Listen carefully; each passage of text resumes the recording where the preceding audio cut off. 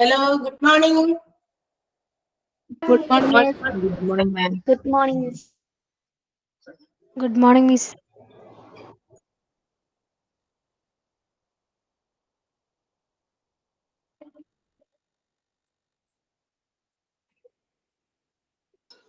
Good morning, ma'am.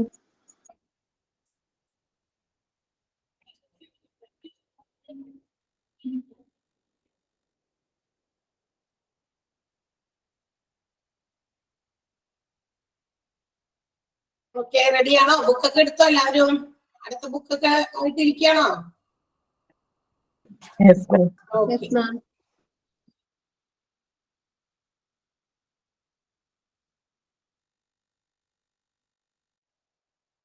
എവിടെ വരെയാ നമ്മൾ എടുത്തു നിർത്തിയത്? എല്ലാം ഓർമ്മയുണ്ടോ? സുജിൻ എവിടെ വരെ നമ്മൾ നിർത്തിയിരിക്കുന്നത്? ഏത് ടോപ്പിക്കിലാണെന്ന് വല്ല പിടിപാടുണ്ടോ? സുജിൻ ഉണ്ടോ? പോയി. രമ്യ സുനിൽ പറയാമോ? ഓങ്കോളജി കഴിഞ്ഞു, ഇനി ഒപ്തമോളജി നമ്മള് കംപ്ലീറ്റ് ചെയ്തു അല്ലെ? ഓങ്കോളജിയുടെ ഡിഫറെന്റ് ഏരിയാസ്, 3 മേജർ ഏരിയാസ് നമ്മൾ ഡിസ്കസ് ചെയ്തു. അതെന്തൊക്കെയാണെന്നൊക്കെ പറഞ്ഞു. അതിന്റെ നോട്ട്സ് എഴുതിയോ വിഷ്ണുപ്രിയ? നോട്ട്സ് എഴുതിയോ അതിന്റെ? അവിടെ വരെ വിഷ്ണുപ്രിയ ഉണ്ടോ? ഇല്ല. വൈഗ? Yes ma'am. നമ്മളെ എവിടെ വരെ നോട്ട്സ് കംപ്ലീറ്റ് ചെയ്തേക്കണേ? നമ്മള് PET പൊസിട്രോൺ എമിഷൻ ടോമോഗ്രഫി അങ്ങനെ അത് വെച്ചാണ് നിർത്തി. അത് വെച്ച് നിർത്തി അല്ലെ? അതായത് നമ്മൾ അതിന്റെ ബാക്കി ഭാഗത്തെ എന്താ പറയാ എഴുതിയില്ല. ന്യൂക്ലിയർ മെഡിസിന്റെ അകത്ത് അതായത് അപ്പൊ അത് മാത്രമേ ഉള്ളൂ. ഓക്കെ. ഓങ്കോളജിയിൽ നമ്മള് പ്രത്യേകിച്ചൊന്നും എഴുതാനൊന്നുമില്ലല്ലോ? ഇല്ലെന്നാണ് പറഞ്ഞത്. അതുകൊണ്ടാണ് നമ്മൾ അവിടെ വെച്ച് നിർത്തിയത്. സോ അവിടെ വരെയാണ് നമ്മൾ ക്ലാസ്സിൽ പറഞ്ഞത്. Which are the 3 major areas of oncology? Naseera പറയാമോ? Which are the 3 areas of oncology? Medical oncology, surgical oncology, radiation oncology. Very good. അതായത് നമ്മളുടെ medical oncology, surgical oncology and radiation oncology 3 areas ആണ് ഓങ്കോളജി കവർ ചെയ്യുന്നത്. പ്രധാനമായിട്ടുള്ള 3 areas ആണ്. Okay. പിന്നെന്താണ് what is surgical oncology? എന്തിനു വേണ്ടിയിട്ടുള്ളതാ surgical oncology? Anu പറയാമോ? Anu Govindan, can you say? Surgical oncology എന്ന് പറഞ്ഞാല് ബയോപ്സിയും സർജിക്കൽ റിസെക്ഷൻ ഓഫ് ട്യൂമേഴ്സിനും വേണ്ടിയിട്ട്. അതെ, അത് ബയോപ്സി ഇൻക്ലൂഡ് ചെയ്തു.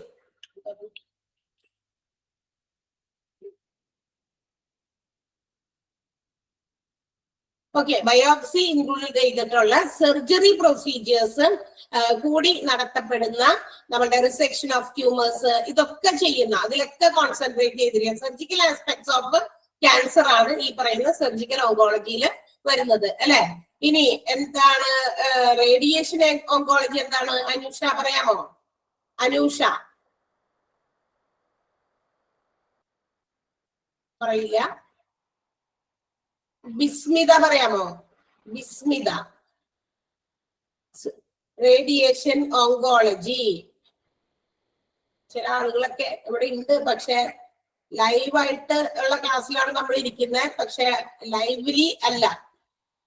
ഡീന ആക്റ്റീവായിട്ട് കാര്യങ്ങൾ പറയണം. നമ്മള് കുറച്ചൊക്കെ എന്തെങ്കിലുമൊക്കെ ആരെങ്കിലും ചോദിക്കുമ്പോൾ മ്യൂട്ട് ചെയ്ത് വെച്ചേക്കാണല്ലോ. വിളിക്കുമ്പോ അവരവരുടെ പേര് വിളിക്കുമ്പോ നിങ്ങൾക്കാണ് മ്യൂട്ട് ചെയ്ത് പറയാട്ടോ. ഇല്ല. ഫാത്തിമ ഹക്കിം പറയാൻ പറ്റുമോ? Yes teacher. പറയൂ, എന്താണ് റേഡിയേഷൻ ഓങ്കോളജി എന്ന് പറഞ്ഞാൽ മനസ്സിലായേ? എന്നുവെച്ചാൽ ക്യാൻസറിനെ കില്ല് ചെയ്യാൻ വേണ്ടിട്ട് റേഡിയേഷൻ യൂസ് ചെയ്യുന്ന ടെക്നോളജി. യെസ്, റേഡിയേഷൻ യൂസ് ചെയ്തുകൊണ്ട് ക്യാൻസർ സെൽസിനെ കില്ല് ചെയ്യുന്ന, നശിപ്പിക്കുന്ന ഓങ്കോളജിയാണ്. ആ വിഭാഗത്തിൽ പെടുന്നതാണ് റേഡിയേഷൻ ഓങ്കോളജി എന്ന് പറയുന്നത്. ഓക്കെ, അപ്പൊ ഇത്രയും ഓങ്കോളജി വരെയുള്ള ടോപ്പിക്സ് ഒക്കെ എല്ലാവരും നന്നായി വായിച്ചു നോക്കിയിട്ടുണ്ടോ? ചിലർ വായിച്ചു നോക്കണില്ലെന്ന് തോന്നുന്നു, അതുകൊണ്ടാണ് ചോദിക്കുമ്പോ മിണ്ടാതിരിക്കണേ. ഐ തിങ്ക് സോ, എനിക്ക് അങ്ങനെയാ തോന്നണേട്ടാ. അത് ഞാൻ അങ്ങനെ വിചാരിക്കുള്ളൂ. നിങ്ങളിപ്പോ പറയാതിരിക്കുമ്പോ നമ്മൾ അങ്ങനെ വിചാരിക്കും. ഓക്കെ, അല്ല എന്തെങ്കിലും പ്രത്യേക സിറ്റുവേഷനിൽ പെട്ടതുകൊണ്ടാണോ റെസ്പോണ്ട് ചെയ്യാത്തേ, ആൻസർ പറയാത്തത്?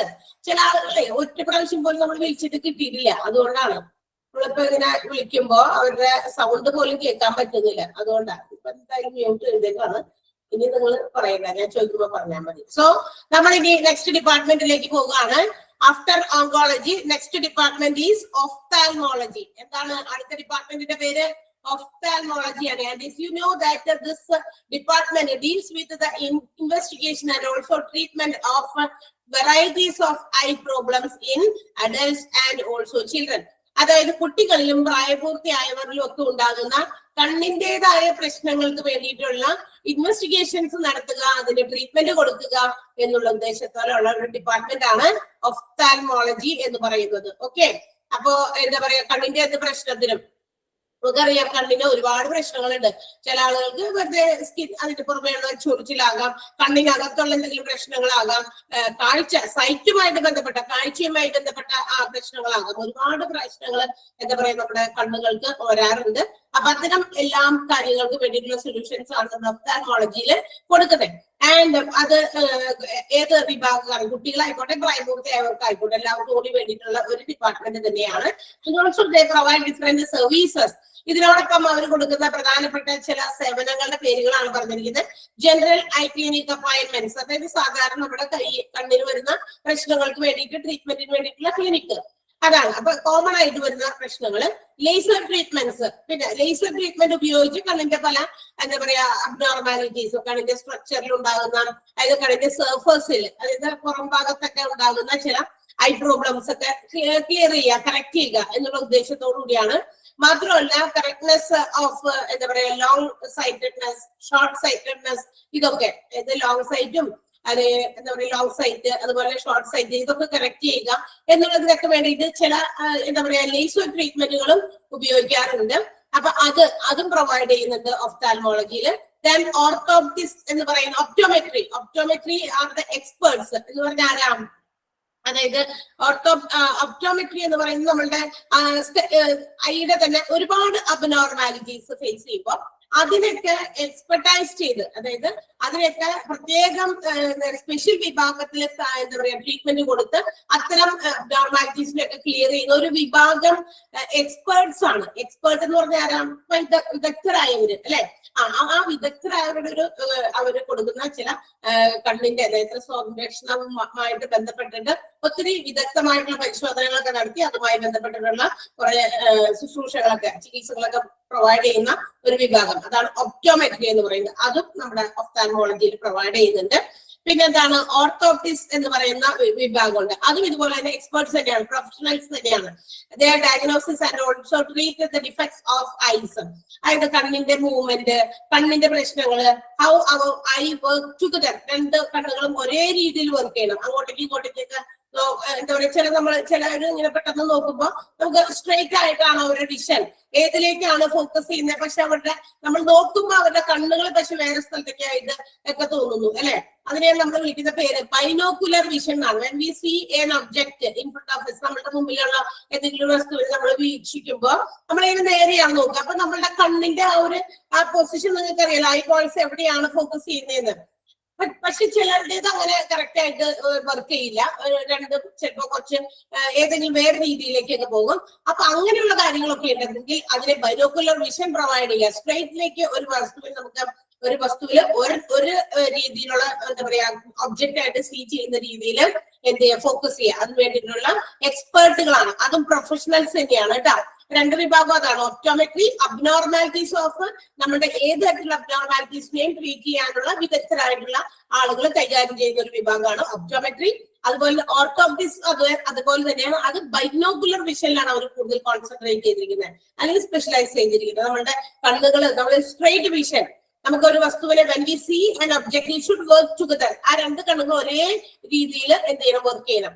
അങ്ങനെ വരാതെ വരുമ്പോ അത് ബൈനോക്കുലർ വിഷൻ ഇല്ലാത്ത ആളുകളാണ്. അപ്പൊ അങ്ങനെ വരുമ്പോ അതിനെയൊക്കെ നമ്മൾ കറക്റ്റ് ചെയ്യണം. അതിന് വേണ്ടിയിട്ട് നമ്മൾ ചെറുതിലെ തന്നെ നമ്മളുടെ കുട്ടികളൊക്കെ ജനിക്കുമ്പോ പല കൊച്ചുങ്ങളും ജനിച്ചു കഴിയുമ്പോ നമ്മള് ഓരോ സാധനങ്ങള് പിള്ളേരൊക്കെ അവരുടെ മൂത്ത കുട്ടികളൊക്കെ ഉണ്ടെങ്കിൽ അവര് കൊണ്ടൊന്ന് ഇങ്ങനെ കാണിക്കും, അല്ലെ കുട്ടികളുടെ മുമ്പിൽ കൊണ്ടൊക്കെ കാണിക്കും, സ്വാഭാവികമാണ്. അപ്പൊ എന്താ പറയാ, കുറെ അടുപ്പിച്ചിട്ട് ഇങ്ങനെ കാണിക്കും. അപ്പൊ ഈ കുട്ടികൾ ഇങ്ങനെയൊക്കെ നോക്കും, അല്ലെ, ആ കണ്ണിന്റെ ഐബോൾസ് ഒക്കെ രണ്ടും ഒക്കെ ഇവിടെ വരുന്ന രീതിയിൽ. അപ്പൊ നമ്മുടെ വീട്ടില് കാർന്നമാരൊക്കെ ഉണ്ടെങ്കിൽ അവർ പറയും, അല്ലെ, പാരന്റ്സ് അല്ലെങ്കിൽ ഗ്രാൻഡ് പാരന്റ്സ് ഒക്കെ ഉണ്ടെങ്കിൽ അത്ര അടുപ്പിച്ച് കുട്ടീയുടെ അടുത്ത് കാണിക്കില്ലേട്ടാ, ഇനി അങ്ങനെ കാണിക്കില്ലേ, മാറി കുറച്ച് അകലത്തിൽ കാണിക്കണം. ഒരു ഡിസ്റ്റൻസിലാണ് നമ്മൾ എന്തൊരു സാധനത്തെ നോക്കുക, അല്ലെ. ഒരു പ്രത്യേക ഡിസ്റ്റൻസ്, നമ്മൾ പേപ്പർ വായിക്കുന്നതിന് ഇത്ര ഡിസ്റ്റൻസിൽ നമ്മുടെ പേപ്പർ വെച്ച് അതിനൊരു കൃത്യമായിട്ടൊരു അകലമുണ്ട്. അതിനേക്കാൾ കൂടുതൽ അകത്തി വെക്കുമ്പോ അവിടെ കണ്ണിന് എന്തെങ്കിലും പ്രശ്നമുണ്ട്. കൂടുതൽ അടുപ്പിച്ച് വായിക്കുന്നവരോട് അപ്പോഴും കണ്ണിന് പ്രശ്നമുണ്ട്. ഓക്കെ, അപ്പൊ അങ്ങനെയൊക്കെ അടുപ്പിച്ച് തന്നെ നമ്മൾ അത്രയും അടുപ്പിച്ച് കാണിക്കില്ലേ അവരുടെ ഐസൈറ്റിനെ. പിന്നീട് കുറെ കഴിയുമ്പോൾ അതുങ്ങൾ വലുതായി വരുമ്പോൾ അതുങ്ങൾ ആ വസ്തുക്കളൊക്കെ ഇങ്ങനെ നോക്കാൻ തുടങ്ങും, അല്ലെങ്കിൽ വേറെ രീതിയിൽ നോക്കാൻ തുടങ്ങും എന്നൊക്കെ പറഞ്ഞിട്ടാണ് അവർ നമ്മളെ കറക്റ്റ് ചെയ്യുന്നത്. അതായത് കുട്ടികളെ, മുതിർന്ന കുട്ടികളെ കറക്റ്റ് ചെയ്യുക. അപ്പൊ വലിയവരും ചിലപ്പോഴൊക്കെ അറിയാതൊക്കെ കൊണ്ട് അടുത്തൊക്കെ കാണിക്കാം. അവർക്ക് അറിയില്ലല്ലോ ഈ കുട്ടി നന്നായി കണ്ടോട്ടെ എന്ന് വിചാരിച്ചിട്ടായിരിക്കും മൂത്ത കുട്ടികളെ അത്രയും അവർക്ക് അറിവില്ല, അതുകൊണ്ട് അവർ അത്ര അടുപ്പിച്ച് കാണിക്കുന്നത്. കുറച്ച് കാണാണ്ടോ ഇല്ലെന്ന് അവർക്ക് അറിയില്ലല്ലോ. അപ്പൊ അങ്ങനെയൊക്കെ. അപ്പൊ ബൈനോക്കുലർ വിഷൻ കറക്റ്റ് ആക്കാനായിട്ട് ചെറുതിലേ തുടങ്ങി നമുക്കൊരു പ്രാക്ടീസ് ഒക്കെ തരുന്നുണ്ട് കുഞ്ഞായിരിക്കുമ്പോ മുതല്. അത് കഴിഞ്ഞിട്ട് പിന്നീട് നമ്മളും ഓരോ സാധനങ്ങൾ, ഇപ്പൊ നമ്മൾ തന്നെയാണെങ്കിലും കുട്ടികൾ, നമ്മുടെ വീട്ടിലുള്ള കുട്ടികൾ ബുക്കൊക്കെ എടുത്ത് വായിച്ചുകൊണ്ടിരിക്കുമ്പോ നമ്മൾ പറയണം, ചില കുട്ടികൾ ഇങ്ങനെ അടുപ്പിച്ച് വെച്ചിട്ട് വായിക്കും. അപ്പൊ നമ്മൾ കറക്റ്റ് ചെയ്യണം അവരെ.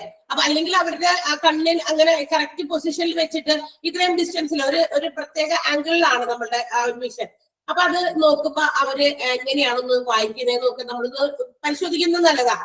അവരത് ആ രീതിയിലല്ല, കുറെ അടുപ്പിച്ചാണോ, കുറെ അകത്തി വെച്ച് വായിക്കുകയാണോ.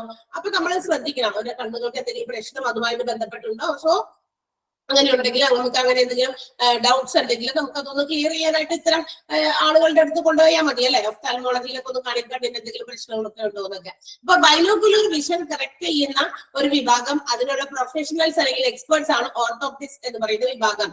ആൻഡ് ആസ് ദ വേർഡ്, ആ ഒരു ഓർത്തോപ്റ്റിക്സ് എന്ന് പറയുന്ന വേർഡ് ഉണ്ടായത് it comes from the Greek word. അത് ഗ്രീക്ക് വേർഡുകളിൽ രണ്ട് ഗ്രീക്ക് വേർഡുകൾ എടുത്തിട്ട് ഇങ്ങനെ കമ്പൈൻ ചെയ്തിട്ടാണ് ഈ ഒരു വേർഡ് ഓർത്തോപ്റ്റിക്സ് എന്ന് പറയുന്ന ഈ പ്രൊഫഷണൽസിന്റെ പേരിട്ടിരിക്കുന്നത്. ആൻഡ് വിച്ച് മീൻസ് അതിന് മീനിങ്സ് ഉണ്ട്. ഓർത്തോപ്റ്റിക് എന്ന് പറയുന്ന ഗ്രീക്ക് വേർഡ്, അതിന്റെ മീനിങ് ഇതാണ്, സ്ട്രെയിറ്റ്, നേരെ എന്ന്, അല്ലെ. ആൻഡ് അതിനകത്ത് വന്നിരിക്കുന്ന മറ്റൊരു വേർഡാണ്, അതിന്റെ ഒരു ബാക്കി കഷ്ണമാണ് ചേർത്തിരിക്കുന്നത്, optikos, which means relating to sight. Optikos എന്ന് പറയുന്നതിന്റെ മീനിങ് കാഴ്ചയുമായി ബന്ധപ്പെട്ട്. അപ്പൊ നേരെയുള്ള കാഴ്ച, അതുമായി ബന്ധപ്പെട്ടിട്ടുള്ള പ്രശ്നങ്ങൾ എന്തെങ്കിലും നേരിടുന്നവർക്ക് വേണ്ടിയിട്ടുള്ള ഒരു വിഭാഗം, അതിനെ കൈകാര്യം ചെയ്യുന്ന പ്രൊഫഷണൽസിനെയാണ് നമ്മൾ ഓർത്തോപ്റ്റിക്സ് എന്ന് വിളിക്കുക. And this is the service provided by ophthalmology. ഈ ഒരു എന്താ പറയുക സേവനം നൽകപ്പെടുന്നത് ഒഫ്താൽമോളജി എന്ന് പറയുന്ന ഡിപ്പാർട്ട്മെന്റിലാണ്. ഓക്കെ, ആൻഡ് അപ്പൊ ആ വേർഡുകളുടെ മീനിങ്ങും ആ ഗ്രീക്ക് വേർഡും മറക്കണ്ട. നമ്മുടെ ഓർത്തോപ്റ്റിക്കും ഒപ്റ്റിക്കോസും. ഓർത്തോപ്റ്റിക് മീൻസ് സ്ട്രെയിറ്റ് എന്നാണ്, ആൻഡ് ഒപ്റ്റിക്കോസ് എന്ന് പറയുന്നതിന്റെ മീനിങ് റിലേറ്റിംഗ് ടു സൈറ്റ് എന്നാണ് കേട്ടോ. അത് രണ്ടും ഓർത്തിരിക്കണം, കാരണം അത് പരീക്ഷയ്ക്കൊക്കെ ചോദിച്ചിട്ടുള്ളതാണ് നേരത്തെ. And next one ophthalmic imaging ആണ്. അതും മറ്റൊരു സർവീസ് ആണ്, it is provided by ophthalmology. Ophthalmology provide ചെയ്യുന്ന മറ്റൊരു വിഭാഗം, ഒരു സേവനമാണ് ophthalmic imaging. That means in this department or in this ophthalmic imaging, the specialist use a particular small specialist equipment. അത് ഭയങ്കര സ്പെഷ്യലൈസ്ഡ് ആയിട്ടുള്ള എന്തെങ്കിലും ചെറിയ എക്യുപ്മെന്റുകളൊക്കെ എന്ത് ചെയ്യുന്നു, അവർ ഉപയോഗിക്കുന്നു എന്തിനു വേണ്ടി, to create a detailed images.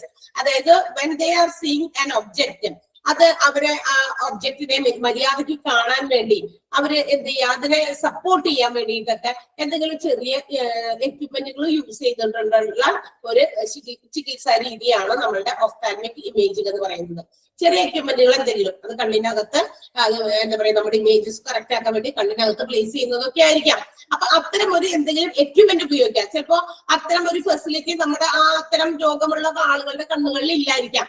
അപ്പൊ ആ ഇമേജസ് കറക്റ്റ് ആക്കാൻ വേണ്ടി നമ്മളൊരു വസ്തുവിനെ കാണുന്നത്, ആ കാണുന്നതിന്റെ ഇത് റെറ്റിനയിലൊക്കെ പതിയല്ല അതിന്റെ എന്താ പറയാ ഇമേജ്. തല കീഴായി പതിയുന്നു, ഇതൊക്കെ പഠിച്ചിട്ടില്ലേ നമ്മൾ? കണ്ണിന്റെ ഘടനയൊക്കെ പഠിച്ചിട്ടില്ലേ? ഐന്റെ സ്ട്രക്ചർ ഒക്കെ പഠിച്ചിട്ടില്ലേ? എവിടെയാണ് when we see an object, നമ്മുടെ ഈ കണ്ണ് കാണില്ല, നമ്മുടെ മുമ്പിൽ ഇരിക്കുന്ന നിങ്ങളെ ഇപ്പൊ ഇവിടെ കാണുന്നുണ്ട്, ഇവിടെ നോട്ട് ഡിസ്പ്ലേ ചെയ്ത് പ്രസന്റ് ചെയ്തിട്ട് അത് കാണുന്നുണ്ട്.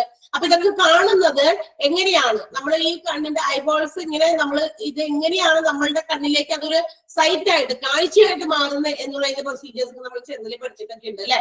അപ്പൊ അത്തരം എന്തെങ്കിലും അങ്ങനെയുള്ള ഓർഗൻസിലൊക്കെ എന്തെങ്കിലും എന്താ പറയാ ഡിസീസസ് ഒക്കെ ബാധിച്ചിട്ടുണ്ടെങ്കിൽ ചിലപ്പോൾ അത്തരം പ്രോപ്പർ ഫംഗ്ഷനിങ് ആയിട്ടുള്ള ഓർഗൻ അല്ലെങ്കിൽ ചെറിയ എക്യുപ്മെന്റുകൾ ഉപയോഗിച്ച് അതിനെ ഹെൽപ്പോടുകൂടി ഇത്തരം കാര്യങ്ങളൊക്കെ ചികിത്സിച്ച് ഭേദമാക്കുന്നതാണ് ഒഫ്താൽമിക് ഇമേജിംഗ്. സോ ഇതൊക്കെ നമ്മളുടെ ഒഫ്താൽമോളജി പ്രൊവൈഡ് ചെയ്യുന്ന സർവീസസ് ആണ്. മറക്കണ്ട, general eye clinic, appointments, laser treatments, optometry, orthoptics and ophthalmic imaging എല്ലാം വേറെ വേറെയാണ്. സാധാരണ ഉണ്ടാകുന്ന ഐ ക്ലിനിക് എന്താ പറയാ പ്രൊവൈഡ് ചെയ്യുന്ന സർവീസസ് കണ്ണിന്റെ ഏത് പ്രശ്നങ്ങൾക്കും വേണ്ടിയിട്ടുള്ള വിഭാഗമാണ് general eye clinic. Appointment, laser treatment ഉപയോഗിച്ചും കണ്ണിന്റെ ഇപ്പൊ ഷോർട്ട് സൈറ്റ് അതുപോലെ ലോങ് സൈറ്റ് മറ്റേതെങ്കിലും തരത്തിലുള്ള അബ്നോർമാലിറ്റീസ് ഒക്കെ ട്രീറ്റ് ചെയ്യാൻ വേണ്ടി ലേസർ ട്രീറ്റ്മെന്റ് ഉപയോഗിക്കുക, ലേസേഴ്സ് ഉപയോഗിക്കുക. ഒപ്റ്റോമെട്രി experts ആണ്, professionals ആണ് who handles the department to make all the correctness of abnormalities of eyes. കണ്ണിന്റെ ഏത് പ്രശ്നങ്ങളെയും കറക്റ്റ് ചെയ്യാൻ വേണ്ടിയിട്ടുള്ള എക്സ്പേർട്ട് നേത്ര സംരക്ഷണ വിഭാഗമാണ്. ഓക്കെ. ഓർത്തോപ്റ്റിക്സ് എന്ന് പറയുന്നത് ബൈനോക്കുലർ വിഷനിൽ കോൺസെൻട്രേറ്റ് ചെയ്യുന്നവരാണ്. അങ്ങനെയുള്ള സ്പെഷ്യലിസ്റ്റുകളാണ് how our eye work together, എങ്ങനെ നമ്മുടെ കണ്ണുകളെ ഒരുപോലെ പ്രവർത്തിപ്പിക്കാൻ പറ്റും എന്നുള്ളത് കോൺസെൻട്രേറ്റ് ചെയ്തിട്ടുള്ളതാണ്. അതിനെയാണ് നമ്മൾ ബൈനോക്കുലർ വിഷൻ എന്ന് വിളിക്കുക. ആൻഡ് അത് ഡിറൈവ് ചെയ്തിരിക്കുന്ന വേർഡ് ഗ്രീക്കിൽ നിന്നാണ്. ഗ്രീക്ക് വേർഡ് ഓർത്തോപ്റ്റിക്കും ഒപ്റ്റിക്കോസ് എന്ന് പറയുന്ന രണ്ട് ഡിഫറെന്റ് വേർഡ്സുകൾ കമ്പൈൻ ചെയ്തിട്ടാണ് ഓർത്തോപ്റ്റിക്സ് എന്ന് പറയുന്ന വേർഡ് ഉണ്ടാക്കിയിരിക്കുന്നത്. അതിൽ ഓർത്തോപ്റ്റിക് എന്ന് പറയുന്നത് എന്താ പറയാ നമ്മളുടെ സ്ട്രെയിറ്റ് എന്ന്, ഒപ്റ്റിക്കോസ് എന്ന് പറയുന്നത് റിലേറ്റിംഗ് ടു സൈറ്റ്. അതുപോലെ തന്നെ ഒഫ്താൽമിക് ഇമേജിംഗ് എന്ന് പറയുന്ന മറ്റൊരു സർവീസ് ആണ് which is provided to use small specialist equipment. നമ്മുടെ ചെറിയ ഏതെങ്കിലും തരത്തിലുള്ള എക്യുപ്മെന്റുകളൊക്കെ ഉപയോഗിച്ച് നമ്മളുടെ കണ്ണുകളുടെ പ്രശ്നങ്ങളൊക്കെ ഡയഗ്നോസിസ് ചെയ്യുക, ട്രീറ്റ് ചെയ്യുക. Wide range of I problems ഒക്കെ ഇത് വെച്ചിട്ട് ട്രീറ്റ് ചെയ്യുന്നുണ്ട് ഒഫ്താൽമിക് ഇമേജിംഗ് ഉപയോഗിച്ച്. ഓക്കെ, ക്ലിയർ ആയോ? ഒഫ്താൽമോളജി മനസ്സിലായോ? ക്ലിയർ അല്ലേ? ഒപ്റ്റോമെട്രി എന്താണെന്ന് എഴുതി തരാം. വേറെ പ്രത്യേകിച്ചൊന്നും ഇതിനകത്ത് എഴുതാൻ നമുക്കില്ല, ബാക്കിയൊക്കെ അവിടെ തന്നെ നോട്ടിനകത്ത് കിടക്കുന്നുണ്ട്. ഓക്കെ, നെക്സ്റ്റ് ഡിപ്പാർട്ട്മെന്റ് ആണ് ഓർത്തോപെഡിക്സ് ഡിപ്പാർട്ട്മെന്റ്. എന്താണ് orthopaedics department? This department handles the problems that affect our musculoskeletal system. അല്ലെ? നമ്മുടെ മസിൽസ്, നമ്മളുടെ സ്കെലിറ്റൽ എന്താ നമ്മളുടെ ശരീരത്തിലെ സ്കിന്ന്, ഫ്ലഷ്, അതുപോലെ തന്നെ എന്താ പറയുക വെയിൻസ് ഇതൊക്കെ മാറിക്കഴിഞ്ഞാൽ ബാക്കിയുള്ള ഭാഗം അസ്ഥികൂടം എന്നൊക്കെ നമ്മൾ പറയും അല്ലെ? അപ്പൊ ബോൺസ് ഒക്കെ സംബന്ധമായിട്ടുള്ള മസിൽസ് സംബന്ധമായിട്ടുള്ള ഏത് പ്രശ്നങ്ങൾക്കും ഉള്ള ഒരു ഡിപ്പാർട്ട്മെന്റ് ആണ് ഓർത്തോപെഡിക്സ് എന്ന് പറയുന്ന ഡിപ്പാർട്ട്മെന്റ്. ഇറ്റ് ഇൻക്ലൂഡ്സ്, അപ്പൊ മസ്കുലോസ്കെലിറ്റൽ സിസ്റ്റത്തിൽ എന്തൊക്കെയാണ് ഇൻക്ലൂഡ് ചെയ്യുന്നത്? ഈ മസ്കുലോസ്കെലിറ്റൽ സിസ്റ്റം അതിനകത്ത് ഏതൊക്കെ ഓർഗൻസ്, ഏതൊക്കെ ശരീരത്തിന്റെ അവയവങ്ങൾ, ഏതൊക്കെ ഭാഗങ്ങൾ ഉൾപ്പെടുന്നു അതൊക്കെയാണ് പറഞ്ഞിരിക്കുന്നത്. ഏതൊക്കെയാണ്? ബോൺസ് എന്നല്ല കേട്ടോ, അത് ബോൺസ് നടന്ന് തിരുത്തണേ. നോട്ടില് BONUS എന്നാ കിടക്കുന്ന, യു മാറ്റി അവിടെ ഇ ആക്കുക. ബോൺസ്, മസിൽസ്, ടെൻഡൻസ് എന്നൊക്കെ പറഞ്ഞ എന്താ? ഈ ചലന ഞരമ്പ് ഒക്കെയാണ്. ചലന ഞരമ്പ് ഒക്കെയാണ് അതിന്റെ മലയാളം വേർഡ്. അങ്ങനെ കുറച്ച് വെച്ചാൽ മതി. നമ്മുടെ ഈ കാലിന്റെ താഴെ ഭാഗത്ത് ബാക്ക് വശത്തുള്ള ഒരു ഇതാണ് അത്. പിന്നെ എന്താ പറയുക, ലിഗ്മെന്റ്, മുട്ടിന്റെ അവിടെയുള്ള ഒരു സാധനമാണ് ലിഗ്മെന്റ്. അതുപോലെ തന്നെ റീപ്ലേസിങ് ബോൺസ്, നമ്മുടെ ബോണുകളൊക്കെ റീപ്ലേസ് ചെയ്യുക.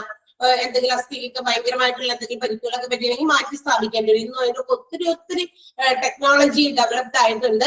ഈവൻ ഹിപ്പ് റീപ്ലേസ്മെന്റ് വരെ നടക്കുന്നുണ്ട്. ഹിപ്പ് എന്ന് പറഞ്ഞാൽ നമ്മുടെ ഇടുപ്പ് ഭാഗത്തൊക്കെ ഭയങ്കര വലിയ ആക്സിഡന്റ്സിലൊക്കെ എന്തെങ്കിലുമൊക്കെ തകർച്ച, വലിയ വീഴ്ചയിലൊക്കെ എന്തെങ്കിലുമൊക്കെ പറ്റി ഒന്നും ചെയ്യാൻ പറ്റാത്ത അവസ്ഥ ഷുഡ് ബി റീപ്ലേസ്ഡ് അല്ലെ? ഹിപ്പ് റീപ്ലേസ്മെന്റ് നടക്കുന്നുണ്ട്.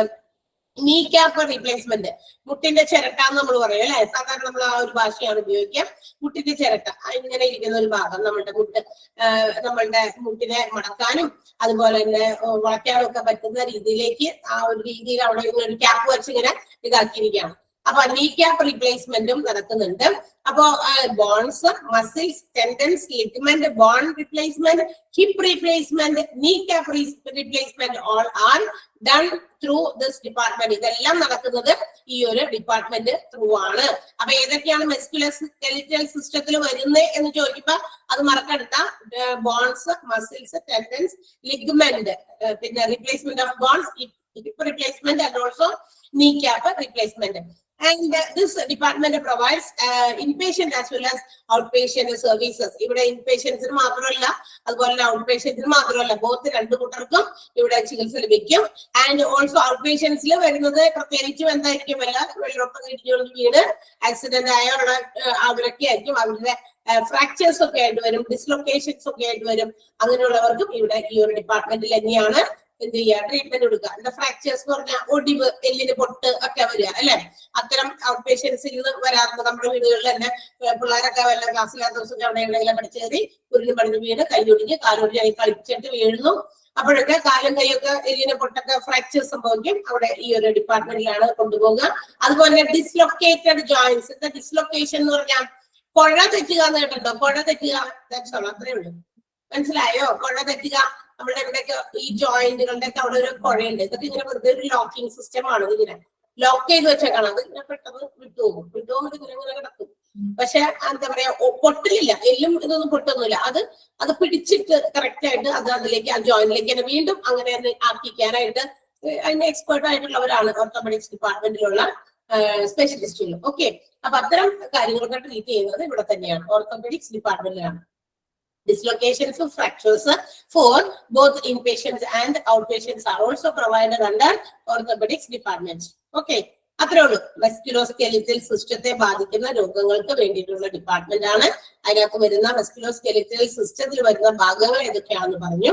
And inpatient and outpatient services four fractures and dislocated joints, അതും ഇവിടെയാണ് നടക്കുന്നത് പറഞ്ഞു. അത്രയും കാര്യങ്ങളാണ് മെയിൻ ആയിട്ട് ഓർത്തോപെഡിക്സിൽ അറിഞ്ഞിരിക്കേണ്ടത്. ഓക്കെ, ക്ലിയർ അല്ലേ? അടുത്ത ഡിപ്പാർട്ട്മെന്റ് പറഞ്ഞോട്ടെ. സിമ്പിൾ ഡിപ്പാർട്ട്മെന്റുകളാണ്. റൈറ്റ്. ഓക്കെ, നെക്സ്റ്റ് ഡിപ്പാർട്ട്മെന്റും നമുക്ക് ഫെമിലിയർ ആയിട്ടുള്ള ഡിപ്പാർട്ട്മെന്റ് ആണ്, paediatrics and neonatology department. Okay, അപ്പോ നിയോനൈറ്റോളജി അല്ലെങ്കിൽ പീഡിയാട്രിക്സ് ഡിപ്പാർട്ട്മെന്റ് എന്താണ്? ശിശു സംരക്ഷണ വിഭാഗമാണ് അല്ലെ, കുട്ടികൾക്ക് വേണ്ടിയിട്ടുള്ളതാണ്. This department generally provides a treatment for inpatient and also outpatients. Inpatients and outpatients okay, which care sick infants and also children. And the children children vare. That means up to the age of 18 വരെയാണ്. 18 താഴെയുള്ളവരെയൊക്കെ നമുക്ക് children വിഭാഗത്തിൽ കൂട്ടണം.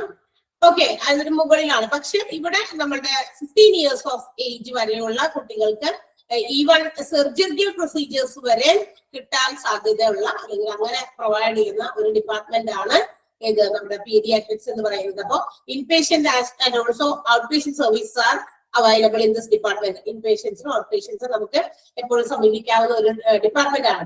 And ഇവിടെ എന്താ പറയാ, infant and children. Infant children തമ്മിലുള്ള വ്യത്യാസം, ഇൻഫന്റ്സ് എന്ന് പറഞ്ഞാൽ ചിൽഡ്രൻ ബിലോ 2 years അല്ലെ, 2 വയസ്സിലൊക്കെ താഴെയുള്ളത്, അത് ഇൻഫന്റ്സ്, ശിശുക്കൾ എന്ന് നമ്മൾ അവരെ വിളിക്കണം. അതിന് അബൌട്ട് അപ് ടു എന്താ പറയാ 18 years വരെ, 18 പെടില്ല, 18 താഴെ വരെ നമുക്ക് ചിൽഡ്രൻ വിഭാഗത്തിൽ പെടുത്താം. ഓക്കെ, അപ്പൊ അങ്ങനെയുള്ള കുട്ടികൾക്കൊക്കെ കിട്ടുന്ന ട്രീറ്റ്മെന്റുകൾ നമ്മൾ ഒരു 10-18 വയസ്സിന്റെ താഴെ വരെയൊക്കെ കുട്ടികളെ എന്തെങ്കിലുമൊക്കെ അസുഖം വന്നു കഴിഞ്ഞാൽ ഇതിൽ കാര്യമായിട്ടുള്ള മറ്റസുഖങ്ങളൊന്നും ബാധിക്കുന്നില്ല എങ്കിൽ സാധാരണ ഉണ്ടാകുന്ന പനി ജലദോഷമൊക്കെ നമ്മളിപ്പോ ചെറുതിലെ ഒരു പീഡിയാട്രിക്സിനെ പണ്ടോടെയും കാണിച്ചിട്ടുണ്ട്. ജനിച്ചു കഴിയുമ്പോൾ കുറച്ച് ദിവസം തുടങ്ങി കുട്ടികളെയും കൊണ്ട് എടുത്തെടുത്ത് ഓടേണ്ടി വരുമല്ലോ മിക്കപ്പോഴും അല്ലെ. മിക്കപ്പോഴും സന്ധിക്കും രാത്രിക്കും ഒക്കെ ആയിരിക്കുള്ളൂ നിങ്ങൾക്ക് വല്ല എന്തെങ്കിലുമൊക്കെ വരിക. പകലൊന്നും വലിയ കുഴപ്പമുണ്ടാവില്ല. വൈകുന്നേരം ആവുമ്പോൾ എന്തെങ്കിലുമൊക്കെ ആയിട്ട് നിങ്ങൾ കാണിക്കും. അപ്പൊ കൊച്ചുകുട്ടികളായതുകൊണ്ട് നമ്മള് എന്താ പറയാ, നിങ്ങൾക്കൊന്നും പറയാനറിയില്ല. അപ്പൊ നമുക്കും ഇതുങ്ങളിൽ എന്താണ് ഉദ്ദേശം, എന്താ കാര്യം എന്നും നമുക്ക് മനസ്സിലായാലും നമ്മൾ എടുത്തുകൊണ്ട് ഓടുന്നത് ഹോസ്പിറ്റൽസിലേക്കാണ്. അപ്പൊ അന്നോടെയും കാണിച്ച് പിന്നീട് നമ്മള് ഈ കുട്ടികൾക്ക് എന്ത് വന്നാലും അങ്ങോട്ട് തന്നെ കൊണ്ടുപോകും. അത്രയും കാണിക്കുന്നേ, അത് വൈകി നമുക്കറിയാം. അങ്ങനത്തെ ഒരു പേരുള്ള ഡോക്ടർ നമുക്കൊക്കെ ഉണ്ടാവുമല്ലോ അല്ലെ. അങ്ങനത്തെ നമ്മുടെ കുട്ടികളെ കാണിക്കുന്ന ഒരു ഡോക്ടർ ഉണ്ടാവില്ലേ. അപ്പൊ ഇത്ര വലുതായാലും നമ്മൾക്ക് അവര് കുഞ്ഞു തന്നെയാണല്ലോ. അപ്പൊ അതുവരെയൊക്കെ കാണിക്കും. പിന്നീട് എന്തെങ്കിലും വേറെ രീതിയിൽ എന്തെങ്കിലും ഒരു അസുഖമൊക്കെ വരുമ്പോൾ മാത്രമേ നമ്മൾ അവിടെ നിന്ന് അവരെ മാറ്റുന്നുള്ളൂ, വേറെ ആളെ കാണിക്കുന്നുള്ളൂ. അല്ലെങ്കിൽ അവിടെ വരെയൊക്കെ കൊണ്ടുപോകും. 10-18 വയസ്സുവരെയൊക്കെ കൊണ്ടുപോയി കാണിക്കാറുണ്ട്. ഇപ്പോഴും അതെ. എന്റെ പിള്ളേർക്കൊക്കെ നാണക്കേടാവും. അവിടെ ചെല്ലുമ്പോ എന്താണ് എല്ലാവരും ഈ കുഞ്ഞുമാമകളെ എടുത്തോണ്ട് നിൽക്കുന്നവരാകാം, അല്ലെങ്കിൽ വെറുതെ ഇങ്ങനെ ഓടിച്ച് നടക്കുന്ന പിള്ളേരായിരിക്കാം.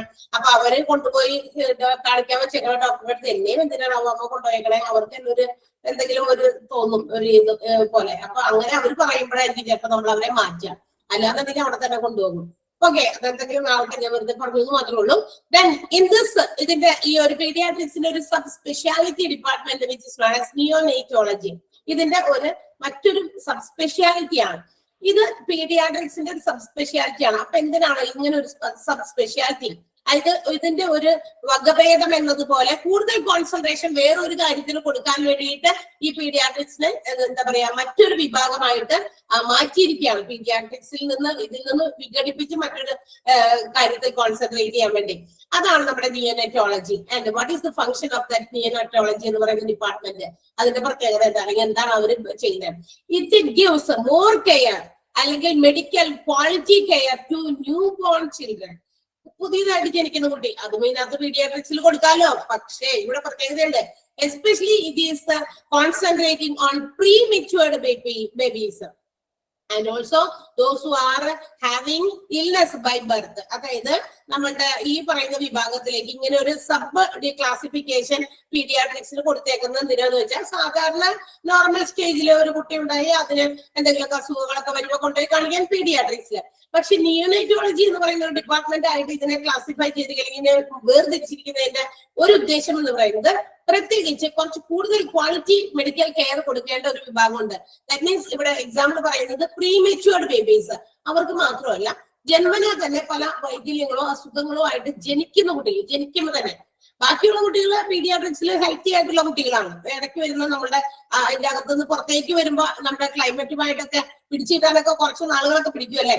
അപ്പൊ ആ ഒരു ചേഞ്ചിലുണ്ടാകുന്ന ചില അസുഖങ്ങൾക്ക് അതിനൊക്കെ നമുക്ക് സാധാ പീഡിയാട്രിക്സിൽ കൊണ്ടുപോയാൽ മതി.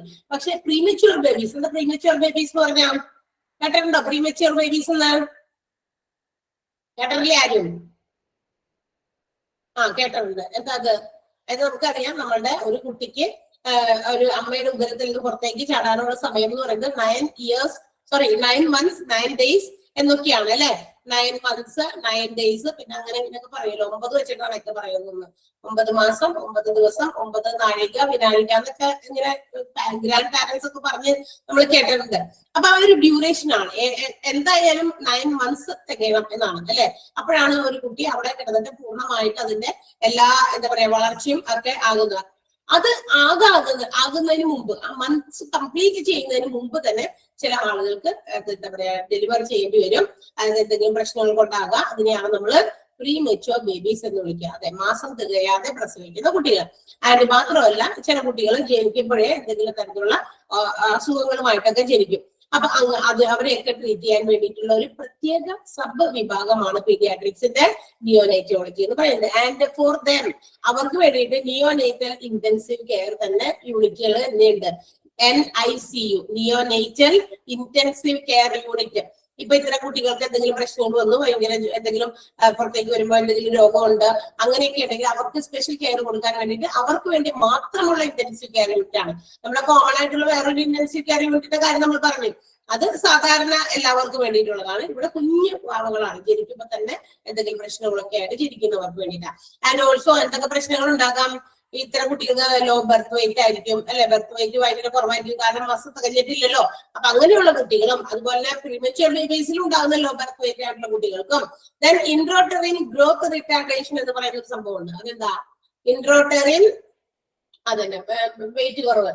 ഇൻട്രോട്ടറിൻ ഗ്രോത്ത് റിട്ടാർഡേഷൻ, അതായത് during the time of pregnancy itself the baby does not reach its normal weight. അതിനെയാണ് നമ്മൾ ഇൻട്രോട്ടറിൻ ഗ്രോത്ത് റിട്ടാർഡേഷൻ എന്ന് വിളിക്കുക. അതായത് പ്രഗ്നൻസി പീരീഡിൽ തന്നെ കുട്ടികൾക്ക് ഓരോ മാസത്തിനനുസരിച്ച് ഒരു വളർച്ചയും അതുപോലെ തന്നെ വെയിറ്റും വേണം. രണ്ടും വേണം അല്ല, എല്ലാ രീതിയിലും വേണം, എല്ലാ തരത്തിലുള്ള വളർച്ചയും വേണം. നമ്മൾ മനുഷ്യന്മാരും വളരുന്നുണ്ട്. എങ്ങനെ വളരണം മനുഷ്യന്മാര്? ശരീരം മാത്രം വളർന്നാൽ മതിയോ? അല്ല, നമ്മളുടെ ഫിസിക്കൽ, മെന്റൽ അല്ലെ, സെൻസ് പരമായിട്ട് എല്ലാ രീതിയിലും നമുക്ക് വളർച്ചയുണ്ട് അല്ലെ. അപ്പൊ അങ്ങനെ വളരുമ്പോഴാണ് ഒരു വ്യക്തി വളരുക എന്ന് നമുക്ക് പറയാൻ പറ്റുള്ളൂ. പേഴ്സണലും ആയിട്ട് നമ്മൾ വ്യക്തിപരമായിട്ടും വളരണം, ബുദ്ധിപരമായിട്ട് വളരണം, ശാരീരികപരമായിട്ട് വളരണം, അല്ലെ? അപ്പൊ അത്തരം മാറ്റങ്ങളൊക്കെ മനുഷ്യണ്ട്. ഒരു അമ്മയുടെ ഉദരത്തിലായിരിക്കുന്ന കുഞ്ഞിനും ഇത്തരം മാറ്റങ്ങളുണ്ട്. പക്ഷെ ചില കുട്ടികൾക്ക് പ്രഗ്നൻസി ടൈമിൽ ഒത്തിരി ഭയങ്കരമായിട്ട് വെയിറ്റ് കുറവ് തോന്നുക, അത് ആ ഒരു രീതി, ആ ഒരു സമയം കടന്നു പോയിട്ടും വെയിറ്റിൽ ദർ ഇസ് നോ വേരിയേഷൻ, ആ വെയിറ്റ് അധികം അങ്ങോട്ട് കൂടി കൂടി വരുന്നില്ല. അങ്ങനെയുള്ള കുട്ടികളെയാണ് നമ്മൾ ഇൻട്രോട്ടറിയൽ ഗ്രോത്ത് റിട്ടാർഡേഷൻ, അങ്ങനെയുള്ള അതിനെയാണ് നമ്മൾ ഒരു പ്രോസസ്സിനെയാണ് അങ്ങനെ പറയാം. പിന്നെ ബർത്ത് ഡിഫക്ട്സ് ഉള്ള കുട്ടികൾ, ജന്മന തന്നെ എന്തെങ്കിലും വൈകല്യങ്ങളൊക്കെ ഉള്ള കുട്ടികൾ, അപ്പൊ ഇതൊക്കെ ട്രീറ്റ് ചെയ്യുന്നത് നിയോനൈറ്റോളജി എന്ന് പറയുന്ന ഡിപ്പാർട്ട്മെന്റിലായിരിക്കും. And also paediatric surgery is made in this department. എന്തെങ്കിലും തരത്തിലുള്ള കുട്ടികൾക്ക് വേണ്ട surgeries up to the age of 15 years ആണ് കേട്ടോ. 15 വയസ്സ് വരെയുള്ള കുട്ടികളിൽ എന്തെങ്കിലും തരത്തിലുള്ള രോഗങ്ങളൊക്കെ വരികയാണെങ്കിൽ ചെയ്യാൻ പറ്റുന്ന, അതായത് ഹാൻഡിൽ ചെയ്യാൻ പറ്റുന്ന ഒരു ഡിപ്പാർട്ട്മെന്റ് തന്നെയാണ് കേട്ടോ സർജറീസ് ഒക്കെ. അപ്പൊ അതും ഇവിടെയാണ് നടക്കുക. ഓക്കെ, എന്താണെന്ന് മനസ്സിലായല്ലോ? അപ്പൊ പീഡിയാട്രിക്സും നിയോനൈറ്റോളജിയും രണ്ടും ഒന്നാണ് എന്ന് നമ്മൾ വിചാരിക്കരുത്. പീഡിയാട്രിക്സിന്റെ ഒരു സബ് സ്പെഷ്യാലിറ്റി ആണ് നിയോനൈറ്റോളജി എന്ന് ഓർക്കുക. ഇവർക്ക് വേണ്ടിയിട്ട് മാത്രമുള്ള ICU ആണ് നിയോനൈറ്റൽ ഇന്റൻസീവ് കെയർ യൂണിറ്റ് എന്ന് ഓർക്കുക. ആൻഡ് നിയോനൈറ്റോളജി എന്ന് പറയുന്നത് പ്രീമച്യൂർ ബേബീസ്, അതുപോലെ തന്നെ low birth weight, intrauterine growth retardation ഉള്ള കുട്ടികള്, ബർത്ത് ഡിഫക്ട്സ് ഉള്ള കുട്ടികൾ, അവർക്കൊക്കെ വേണ്ടിയിട്ടുള്ള സ്പെഷ്യൽ ഡിപ്പാർട്ട്മെന്റ് ആണെന്ന് ഓർക്കുക. മറ്റേത് എന്താ പറയാ ഇൻഫന്റ്സ് ആൻഡ് ചിൽഡ്രന് വേണ്ടിയിട്ടുള്ളതാണ് പീഡിയാട്രിക്സ്. രണ്ടും ഒന്നല്ല. ഓക്കെ, മനസ്സിലായോ? പീഡിയാട്രിക്സ് ഡിപ്പാർട്ട്മെന്റ് ക്ലിയർ ആയോ? അടുത്ത് പറഞ്ഞോട്ടെ. ഓക്കെ, അടുത്തത് നെക്സ്റ്റ് ഡിപ്പാർട്ട്മെന്റ്. ക്ലിയർ ആയില്ലേ? ഒരു കൈ ഒന്നുമില്ല. ആർക്കെങ്കിലും എന്തെങ്കിലും മനസ്സിലാവാത്തതുണ്ടോ? ഇല്ല. ഓക്കെ, നെക്സ്റ്റ് ഡിപ്പാർട്ട്മെന്റ് ഈസ് സൈക്കിയാട്രി, അല്ലെ? എന്താണ് ഇനി സൈക്കിയാട്രി എന്ന് പറയുന്നത്? The branch of medicine that deals with the diagnosis, treatment and prevention of emotional, behavioral and cognitive disturbance. അതായത് മനുഷ്യരിൽ ഉണ്ടാകുന്ന ഇമോഷൻസ്, വികാരങ്ങൾ, അതിന്റെ വൈകല്യങ്ങൾ, വികാര വൈകല്യങ്ങൾ, പിന്നെന്താ ബിഹേവിയറൽ വൈകല്യങ്ങൾ, ഡിസ്റ്റർബൻസ് എന്ന് വെച്ചാൽ പെരുമാറ്റത്തിൽ ഉണ്ടാകുന്ന വൈകല്യങ്ങൾ, പിന്നെ കോഗ്നിറ്റീവ് ഡിസ്റ്റർബൻസ്. എന്താ അത്? ഇതിനെല്ലാത്തിനും കൂടി ഡിസ്റ്റർബൻസ് ഉണ്ട് ഇതിനൊക്കെ കൂടെ, എല്ലാത്തിനും കൂടി ഒരു ഡിസ്റ്റർബൻസ് അവിടെ എഴുതിയിട്ടുള്ളൂ. കോഗ്നിറ്റീവ് എന്ന് പറഞ്ഞാൽ എന്താ? ബുദ്ധിപരമായിട്ട് വൈജ്ഞാനികപരമായിട്ടുള്ള വൈകല്യങ്ങൾ. അപ്പൊ വികാര വൈകല്യങ്ങൾ, പ്രവൃത്തി വൈകല്യങ്ങൾ, അതുപോലെ തന്നെ നമ്മളുടെ ബുദ്ധിപരമായിട്ടുള്ള വൈകല്യങ്ങളിൽ ഏതെങ്കിലും തരത്തിലുള്ള അത്തരം വൈകല്യങ്ങളൊക്കെ അനുഭവപ്പെടുന്ന മനുഷ്യർക്ക് വേണ്ടിയിട്ടുള്ള അവരെ ഇൻവെസ്റ്റിഗേറ്റ് ചെയ്ത് അവരെ ഡയഗ്നോസിസ് ചെയ്ത് അവർക്ക് ട്രീറ്റ്മെന്റ് കൊടുക്കുക, അത് വരാതിരിക്കാനായിട്ട് ശ്രദ്ധിക്കുക. അതിന് വേണ്ടിയിട്ടുള്ള ഒരു ഡിപ്പാർട്ട്മെന്റ് ആണ് സൈക്കിയാട്രി എന്ന് പറയുന്നത്. രോഗം വന്ന് അപ്പൊ തന്നെ ചികിത്സിച്ച് ആ ചികിത്സ കഴിയുന്നില്ല, പൂർണ്ണമാകുന്നില്ല. ചില ആളുകൾക്ക് ഇങ്ങനെയുള്ള അസുഖങ്ങൾ വരാതിരിക്കാനുള്ള, പ്രിവെന്റ് ചെയ്യാനുള്ള മെഷേഴ്സ് കൂടി കൊടുക്കേണ്ടി വരും. കാരണം if once we have caught up with this disease, ഇങ്ങനെ ഒരു രോഗവുമായിട്ട് നമുക്ക് എപ്പോഴെങ്കിലും ഒക്കെ പിടിപെട്ടാൽ അത് എത്ര എളുപ്പം അങ്ങോട്ട് കംപ്ലീറ്റ്ലി നമ്മളുടെ കയ്യിൽ നിന്ന് പോകുന്നില്ല. അതിടയ്ക്ക് നമ്മളെ അലട്ടിക്കൊണ്ടിരിക്കും എന്നുള്ളതാണ്. കാരണം ആ ഒരു ഡിസ്റ്റർബൻസ് പെട്ടെന്ന് ഉണ്ടായിക്കഴിഞ്ഞാൽ അത് ഏതെങ്കിലും തരത്തിലുള്ള എന്തെങ്കിലും കാര്യത്തിന്റെ അതിന്റെ ഒരു റിഫ്ലക്ഷൻ ആണ് ഇത്തരം അസുഖം വരിക, അല്ലെ? മെന്റൽ ഡിസ്റ്റർബൻസ് ഒക്കെ വരിക. അപ്പൊ അത്തരം ഡിസ്റ്റർബൻസുകളൊക്കെ ഉണ്ടെങ്കിൽ ട്രീറ്റ് ചെയ്യുന്ന ഒരു വിഭാഗമാണ്. അപ്പൊ അത് മാത്രമല്ല, ട്രീറ്റ്മെന്റ് കൊടുത്താൽ മാത്രമല്ല, they have to take measures to prevent that particular disease. അതിന് രോഗം ഇനി വരാതിരിക്കാനുള്ള ഒരു കാര്യങ്ങളും ചെയ്യണം. ഇതാണ് പറയുന്നത്. ഈ ഒരു ഡിപ്പാർട്ട്മെന്റിൽ മരുന്നുകൾ കഴിക്കുന്ന ആളുകൾ കൃത്യമായിട്ട് ഒരു ഇത്ര സമയം വരെയെങ്കിലും, ഇത്ര കാലഘട്ടം വരെയെങ്കിലും ആ മെഡിസിൻസ് നമ്മൾ എന്ത് ചെയ്യാൻ പാടില്ല, നിർത്തിക്കളയാൻ പാടില്ല. അവർ പറയുന്ന അത്രയും നാളുകൾ തന്നെ കൃത്യമായിട്ട് അത് വാങ്ങിച്ച് കഴിക്കണം. അല്ലെങ്കിൽ ഇടയ്ക്ക് വെച്ചൊക്കെ നിർത്തിപ്പോയി കഴിയുമ്പോൾ വീണ്ടും അത്തരം ആ ഡിസ്റ്റർബൻസ് അവരെ അലട്ടാനായിട്ട് സാധ്യതകളുണ്ട്. ഓക്കെ, അപ്പൊ അതുകൊണ്ട് അത്തരം ശ്രദ്ധിക്കേണ്ട ഒരു ഡിപ്പാർട്ട്മെന്റ് തന്നെയാണ് this department. Investigate and treat patients with wide range of mental disorders. അപ്പൊ മെന്റലായിട്ട് ബന്ധപ്പെട്ട ഒരുപാട് ഡിസോർഡേഴ്സ്, മാനസികമായിട്ടുള്ള സംഘർഷങ്ങളും പിരിമുറുക്കങ്ങളും ഒക്കെ മനുഷ്യനെ ഒരു പരിധി വരെയൊക്കെ നമ്മൾക്ക് എന്ത് കാര്യത്തിന്റെയും സ്ട്രെസ്സും ടെൻഷൻസും നമ്മൾ മനസ്സിൽ കൊണ്ടെടുക്കാൻ പാടുള്ളൂ. കുറെയൊക്കെ നമ്മൾ വിട്ടു കളഞ്ഞേക്കണം. മനുഷ്യനല്ലേ, മനുഷ്യന്മാർക്ക് ടെൻഷൻസ് ഒക്കെ ഉണ്ടാകും. പക്ഷെ അത് നമ്മൾ എപ്പോഴും അത് തന്നെ ഇങ്ങനെ ആലോചിച്ച് വീണ്ടും കൊണ്ട് അത് നമ്മുടെ മനസ്സിലൊക്കെ ഇങ്ങനെ പെരുപ്പിച്ചൊക്കെ വരുമ്പോഴാണ് ഒരു പരിധി വരുമ്പോ, ഒരു ലെവൽ ഓഫ് ഒരു ഇത് കഴിയുമ്പോ നമ്മളുടെ ബോഡിക്കും മൈൻഡിനും ഒക്കെ അത് എന്താ പറയാ കൺട്രോൾ ചെയ്യാൻ പറ്റാത്തൊരു സ്ഥിതിയിലേക്ക് പോകും. അങ്ങനെയാണ് നമ്മുടെ മൈൻഡൊക്കെ ഔട്ട് ഓഫ് ഓർഡർ ആകുക. അപ്പൊ അതിന് സമയം കൊടുക്കാതിരിക്കുക. ആ ടെൻഷൻസ് ഒക്കെ മാറ്റാൻ വേണ്ടിയിട്ട് നമ്മൾ മറ്റെന്തെങ്കിലും ആക്ടിവിറ്റീസിൽ എൻഗേജ്ഡാകാം. കുട്ടികളോടൊക്കെ പോയിരുന്നു കഴിഞ്ഞാൽ ഒരുവിധപ്പെട്ട കുറെ കാര്യങ്ങളൊക്കെ നമുക്ക് അങ്ങനെ മാറ്റാൻ പറ്റും. കുട്ടികളോടൊപ്പം ആയിരിക്കുക. ഇത് വേണ്ട കുട്ടികളെ എവിടെ നിന്ന് കിട്ടുമെന്നായിരിക്കും അല്ലെ? വലിയ പിള്ളേരോടൊക്കെ റോട്ടിൽ കൂടി പോണ കുട്ടികളായിരിക്കാം. അവരെ നോക്കാം, അവരോട് സംസാരിക്കാം അല്ലെ? നമ്മുടെ വീടിന് അയൽവക്കത്തുള്ള കുട്ടികൾ ഉണ്ടാകും. നമ്മുടെ വീട്ടിൽ തന്നെ ഉണ്ടെങ്കിൽ അവര് കുറെ നേരമൊക്കെ അങ്ങനെയൊക്കെ നമ്മൾ റിലാക്സ് ചെയ്യാനായിട്ട് നോക്കുക. അല്ലെങ്കിൽ എന്ത് പറ്റുമെന്നറിയോ, നമ്മൾ വെറുതെ ഇങ്ങനെയാണ് എന്റെ അവസ്ഥ, അതുകൊണ്ട് ഞാൻ അതിൽ തന്നെ ഇരുന്ന് ഇങ്ങനെ വെറുതെ ഇരുന്ന് മനസ്സിലിട്ട് ആലോചിച്ച് ടെൻഷൻ ആകുമ്പോഴാണ് നമ്മൾ കൂടുതലും അത്തരം രോഗങ്ങളിലേക്കും ഡിപ്രഷനിലേക്കും ഒക്കെ ആളുകൾ പോകുന്നത്. അപ്പൊ ഇന്ന് ഒരുപാട് അങ്ങനെയും ആളുകൾ പോകുന്നുണ്ട് ഡിപ്രഷനിലേക്കൊക്കെ. ആരുമില്ല, അല്ലെങ്കിൽ ആരും നമ്മളെ കുറിച്ച് അന്വേഷിക്കുന്നില്ല, ആരും നമ്മളെ കുറിച്ച് അന്വേഷിക്കാൻ മുന്നോട്ട് വരില്ല.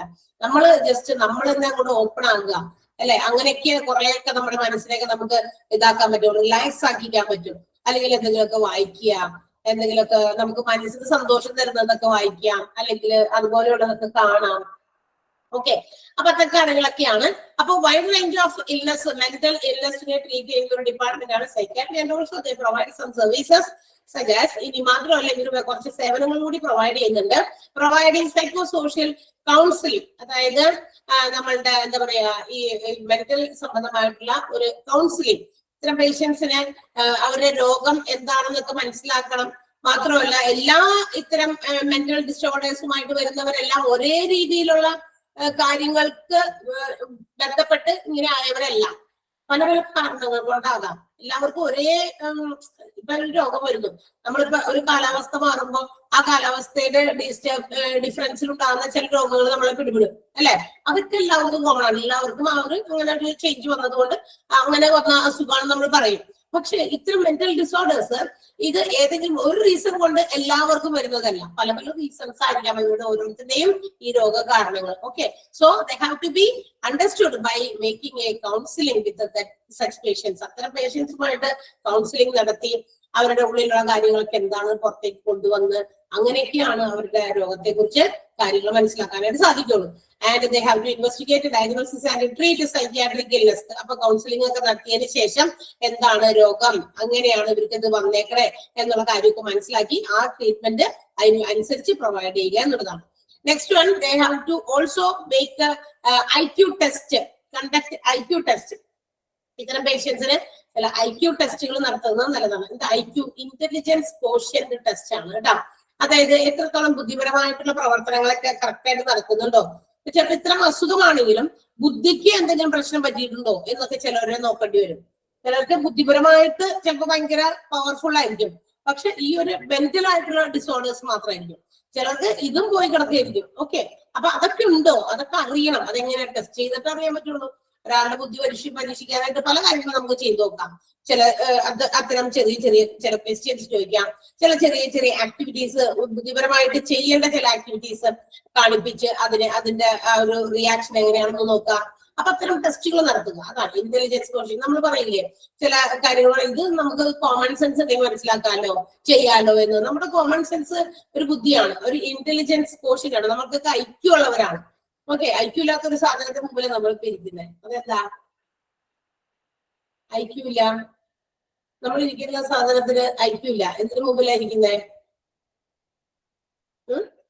പഠിച്ചിട്ടില്ല ആരും? ഇന്റർനെറ്റ് ആണ്,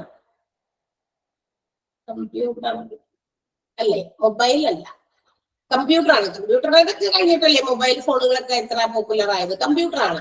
കാരണം കമ്പ്യൂട്ടറിന്റെ ഇന്റലിജൻസ് മുഴുവൻ എവിടെ ഇരിക്കുന്ന അറിയോ? ഇത് ഉണ്ടാക്കിയ മനുഷ്യന്മാരുടെ നിലയിലാണ്. ഓക്കെ, കമ്പ്യൂട്ടറിന് ഹാവ് നോ IQ. അതിന്റെ കമ്പ്യൂട്ടറിന്റെ ഫീച്ചേഴ്സ് പറയുമ്പോൾ നമ്മൾ ഇങ്ങനെ പറയുന്ന കാര്യമാണ്. കമ്പ്യൂട്ടറിന് IQ ഇല്ല, ഫീച്ചേഴ്സ് അല്ല, ലിമിറ്റേഷൻ ആണ് അതിന്റെ. അതിന് സ്വന്തമായിട്ട് ചിന്തിച്ചെടുത്ത്, ഇപ്പൊ നമ്മളോട് ഞാൻ നിങ്ങളോട് പറയാണ് എന്ത് ചെയ്യുന്ന, എന്താ പറയാ, രണ്ട് സംഖ്യകൾ തമ്മിൽ ആഡ് ചെയ്യാൻ പറയുന്നു, അല്ലെങ്കിൽ രണ്ട് സംഖ്യകൾ തമ്മിൽ ഡിവൈഡ് ചെയ്യാൻ പറയുന്നു അല്ലെ, ഇങ്ങനെയൊക്കെ. അപ്പൊ ഇത് ആഡ് ചെയ്യാം, ഇങ്ങനെ പ്ലസ് ഇട്ട് തന്നു കഴിഞ്ഞാൽ നമുക്കറിയാം. പക്ഷെ കമ്പ്യൂട്ടറിന് അതിനൊരു ഇൻസ്ട്രക്ഷൻ കൊടുക്കണം, എന്താണ് ചെയ്യേണ്ടത്, ഓരോന്ന് ഏത് രീതിയിലാണ് എന്നുള്ള ഓരോ വഴിയും അതിന്റെ നീക്കമൊക്കെ മനസ്സിലാക്കി കൊടുക്കണം. എന്നാലേ കമ്പ്യൂട്ടർ ചെയ്യുള്ളൂ. സ്വന്തമായിട്ട് അത് ആലോചിച്ചാൽ ഇത് എനിക്ക് മനസ്സിലായി, ഇത് ഇങ്ങനെയല്ലേ ചെയ്യണ്ടേ, ഇന്നതാണ് ചെയ്യാൻ പറഞ്ഞേക്കണേ. ഓക്കെ, അങ്ങനെയാണ്. അപ്പൊ അത് മനസ്സിലാക്കാനുള്ള ബുദ്ധി നമ്മുടെ കമ്പ്യൂട്ടറിനില്ല. പക്ഷെ നമുക്കൊക്കെ ഉണ്ട്.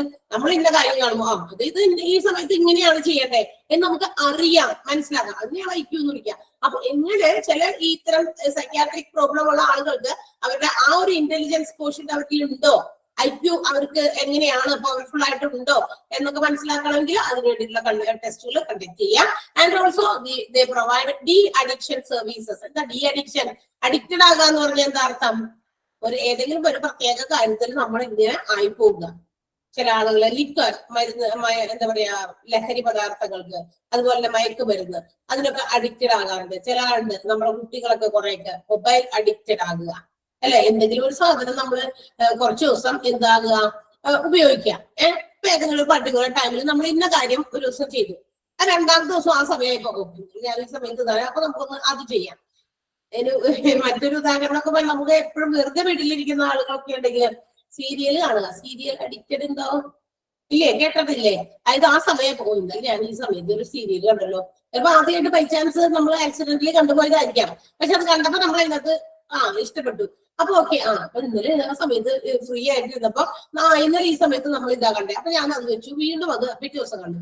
അത് കഴിഞ്ഞാൽ പിന്നെ എന്താ കാര്യം? ഇതിന്റെ അടുത്ത ബാക്കി ഭാഗം എന്താണോ എന്നറിയാനുള്ള ഒരു ആകാംക്ഷ, ആൻസൈറ്റി നമുക്ക് എല്ലാ ദിവസവും ഉണ്ടാകും. സോ അതായത് നമ്മൾ എന്ത് ചെയ്യും? എല്ലാ ദിവസവും ആ സമയമാകുമ്പോൾ അത് ഓപ്പൺ ചെയ്യും, അത് കാണും. അതിപ്പോ മൊബൈലിനകത്തായിക്കോട്ടെ, ടിവിക്കകത്തായിക്കോട്ടെ, എവിടെയെങ്കിലും ആയിക്കോട്ടെ. അപ്പൊ നമ്മൾ എന്താ ആ ഒരു പർട്ടിക്കുലർ കാര്യത്തിൽ അഡിക്റ്റഡ്. അതുപോലെ പല കുട്ടികളും അങ്ങനെയൊക്കെ ചെയ്യുന്നുണ്ട്. ചിലപ്പോ അവര് റീൽസ് കാണുന്നതിലായിരിക്കും, വെറുതെ ഇരിക്കുന്ന ഇന്ന സമയത്ത്. കുട്ടികളോട് പഠിക്കാനൊക്കെ നമ്മൾ പറയുമ്പോൾ പഠിക്കുന്ന സമയത്ത് അത് ചെയ്തു, കഴിഞ്ഞ് പിന്നെ ഇത്ര നേരം പഠിച്ചല്ലേ, ഇനി ഞാൻ ഇന്നത് ചെയ്യട്ടെ എന്ന് പറഞ്ഞിട്ട് അവർ എന്തെങ്കിലും പോയിട്ട് അവർ പർട്ടിക്കുലർ കാര്യം ചെയ്തു. അപ്പൊ റെഗുലർ ആയിട്ട് അവരത് ചെയ്ത് വീണ്ടും അവരതെന്തായി, അതൊരു ഹാബിച്വലായി മാറും. പിന്നീട് അതെന്തായി, ഹാബിച്വലായി മാറുക എന്നുള്ളത് മാത്രമല്ല, കുറെ കഴിയുമ്പോൾ അതെന്താകും, അത് അഡിക്റ്റഡ് ആവും. അത് ഇല്ലാതെ പറ്റാത്തൊരവസ്ഥ വരും, അല്ലെ?